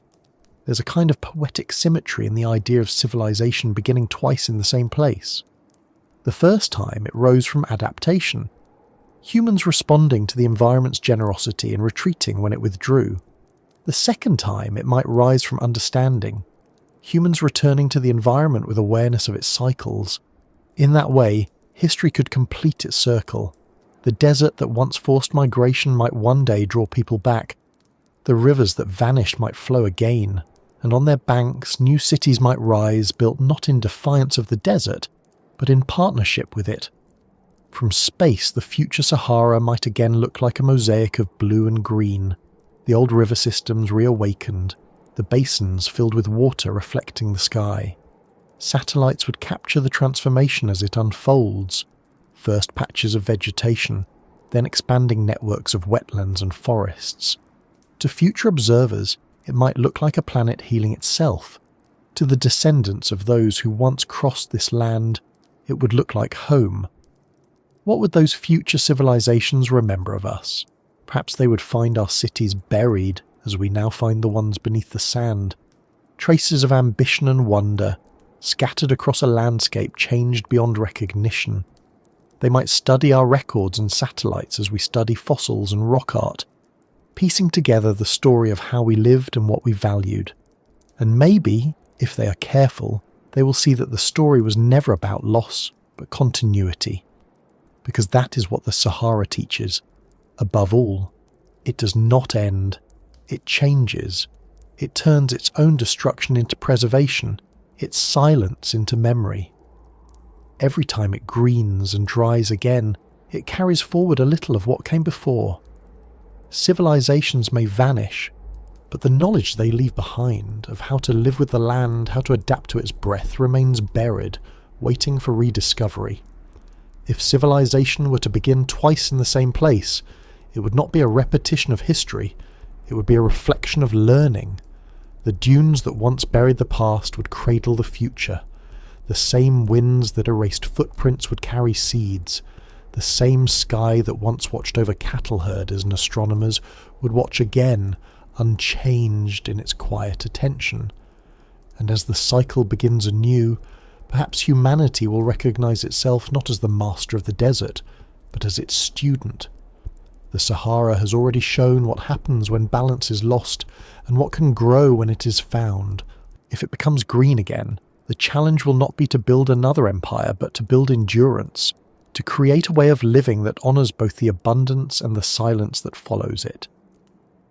Somewhere beneath the dunes, the bones of old civilizations rest beside the fossils of rivers and the outlines of homes. They are the foundation not only of the past, but of what could come. The desert holds them in patience, waiting for the rain, for the return, for the chance to begin again. Civilization, after all, is not a place, it is a rhythm. And the Sahara even now is listening for the next note. Night falls differently over the Sahara. When the sun sinks beyond the dunes, the horizon does not darken immediately. It lingers, glowing faintly, as if the sky itself is reluctant to leave. The air cools slowly. The sand, which held heat all day, releases it in a soft exhale. The stars appear one by one, then all at once, too many to count. In that moment the desert feels infinite, not in distance, but in time. It is as though every age that ever passed through it is still here, folded within the quiet. The Sahara at night is not silent, though it seems so from a distance. The wind moves like breath through the dunes, shaping them grain by grain. Small insects click beneath the sand, burrowing deeper as the temperature drops. Somewhere far off, perhaps miles away, a lone jackal calls into the darkness, and the sound carries farther than it should. The air here does not stop anything, it only stretches it thin. Every sound becomes part of the landscape, like the faint echo of memory. If you stand in the middle of this vastness, there is no horizon to hold on to. The sky curves down until it feels close enough to touch, and the ground beneath your feet feels like it could shift at any second. Everything is movement disguised as stillness. The stars wheel slowly, the dunes drift imperceptibly, and the earth itself tilts along its long orbit, drawing the future toward you one fraction of a degree at a time. The Sahara, for all its silence, is never asleep. It dreams. Its dreams are long and patient. They stretch across epochs, from when it was an ocean floor to when it was a forest, from when people built with stone to when they left only footprints that the wind carried away. The desert remembers all of it. It remembers the rivers that carved it, the rains that softened it, the voices that once crossed it. Those memories don't vanish. They lie beneath the surface, waiting for light or water or curiosity to uncover them again. Scientists, explorers, and storytellers have spent centuries trying to read those dreams. Each grain of sand holds information. What rock it came from, how far it travelled, what wind carried it. Each fossil tells of climates that shifted long before humans learned to measure time. Each carving and ruin speaks of lives that adapted, endured, and changed. The desert is an archive too large for any single person to comprehend. It keeps its knowledge scattered, forcing us to piece it together slowly, humbly. From orbit, the Sahara glows faintly under the moonlight, its pale ridges stretching for thousands of kilometres. The same satellites that once mapped its lost rivers now watch over it in silence, capturing images of the dunes shifting, the dust lifting, the patterns evolving. It looks static, but even from space you can see motion. Waves of sand moving like tides across a sea without water. To those who study it, these movements are data. To those who simply look, they are something closer to breathing. When the wind rises, it doesn't howl the way it does in mountains or forests. It hums. It moves through the valleys between dunes in long, low tones, carrying warmth and cold together.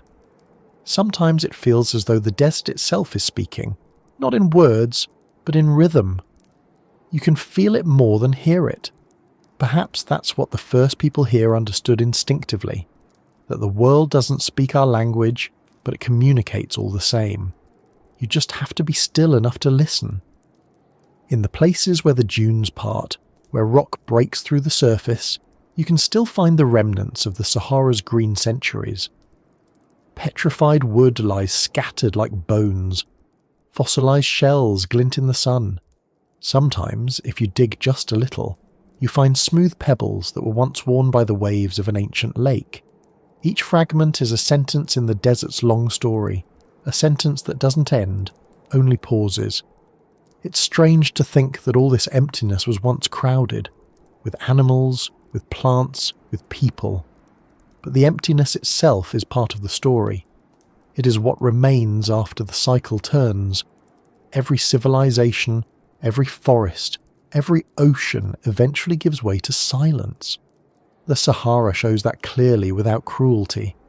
It teaches by example that change is not destruction, but continuation. The desert doesn't erase, it transforms. It takes what was and turns it into what will be. The people who live along its edges today still carry that understanding. They move with the seasons, travel by stars, measure distance by the time it takes for light to fade on the horizon. Their traditions are quiet lessons in endurance. In their songs and stories, the desert is never simply barren. It is alive, conscious, aware.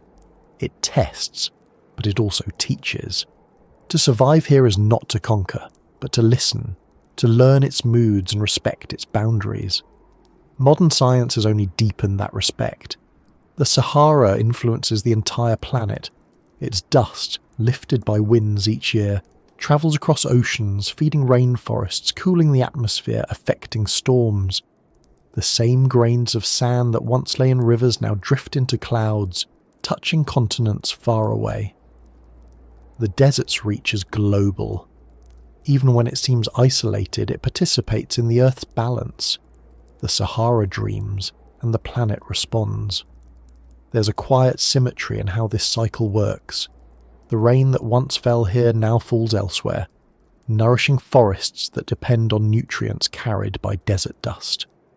The trees that grow from that soil release carbon, shaping the air that drifts back over the Sahara. Everything connects. The desert is not an exception to life. It is part of its equation. If you imagine the desert's future, you can almost see its dreams taking shape again. The same valleys that now lie dry could one day fill with rivers. The same basins could cradle lakes. Seeds buried deep might bloom once more. The fossils of trees might become trees again. It sounds like fantasy, but it isn't. It's simply the planet's rhythm, long and slow, repeating. When it happens, people will return. They always do. Life will find the old roots, settle near the familiar waters, and begin again. Perhaps that's the most humbling truth the Sahara offers, that nothing truly disappears. Civilizations end, languages fade, but the patterns remain, waiting for their turn. The desert keeps them safe, wrapped in sand and silence. When the time is right, it gives them back. The winds shift, the rains return, and memory becomes landscape again. If you listen carefully, you can almost hear that in the wind tonight. A faint promise beneath the constant motion, like breath in sleep. The dunes sigh softly, the sand slips over itself, and somewhere far beneath, water still moves deep and slow. The desert isn't dead, it is dreaming. And in those dreams are the traces of everything it has ever been. The first lakes, the herders who carved on stone, the hidden cities buried in time, the myths carried by travellers, the stars mirrored in the water's surface. All of it still exists here, in a form that only the patient can read. The Sahara doesn't forget. It waits. One day, when the earth tilts again and the cycle turns, this sea of sand will awaken. Rivers will flow where dunes once stood. The air will smell of rain. The stars will still be in their places watching. And maybe, on some quiet night, people will sit beside the new lakes telling stories about the age when the desert slept. They will speak of how their ancestors once crossed an ocean of sand, following memory, guided by stars, carrying the idea that everything returns if you wait long enough. Until then, the Sahara remains as it is, vast, luminous, endlessly shifting. It teaches through stillness, reminding us that even in apparent emptiness, there is movement, connection, and continuity. The dunes will keep their slow rhythm, the wind will keep sculpting their edges, and beneath it all, the planet will keep turning. The desert dreams on. It always has. And somewhere in that dream, humanity still walks its ancient shores, listening to the whisper of time carried softly through the sand. Thank you for drifting through this journey tonight, for listening to the silence of the Sahara and the echoes of what it once was. These stories are small reminders that the earth is not static, that everything we stand on has lived other lives before ours. The desert, the oceans, the forests, they're all chapters in the same long memory. If this calm exploration helped you slow down or think a little differently about the world beneath your feet, you can stay close to it. Subscribe if you'd like to keep exploring with me. Every story here begins the same way, quietly, with a question about how the planet remembers itself. For now, rest easy. Let your mind wander, like wind over sand. The earth is still turning, the dunes are still shifting, and somewhere in the dark, the desert is still dreaming. Good night from Just About Earth. Sleep well.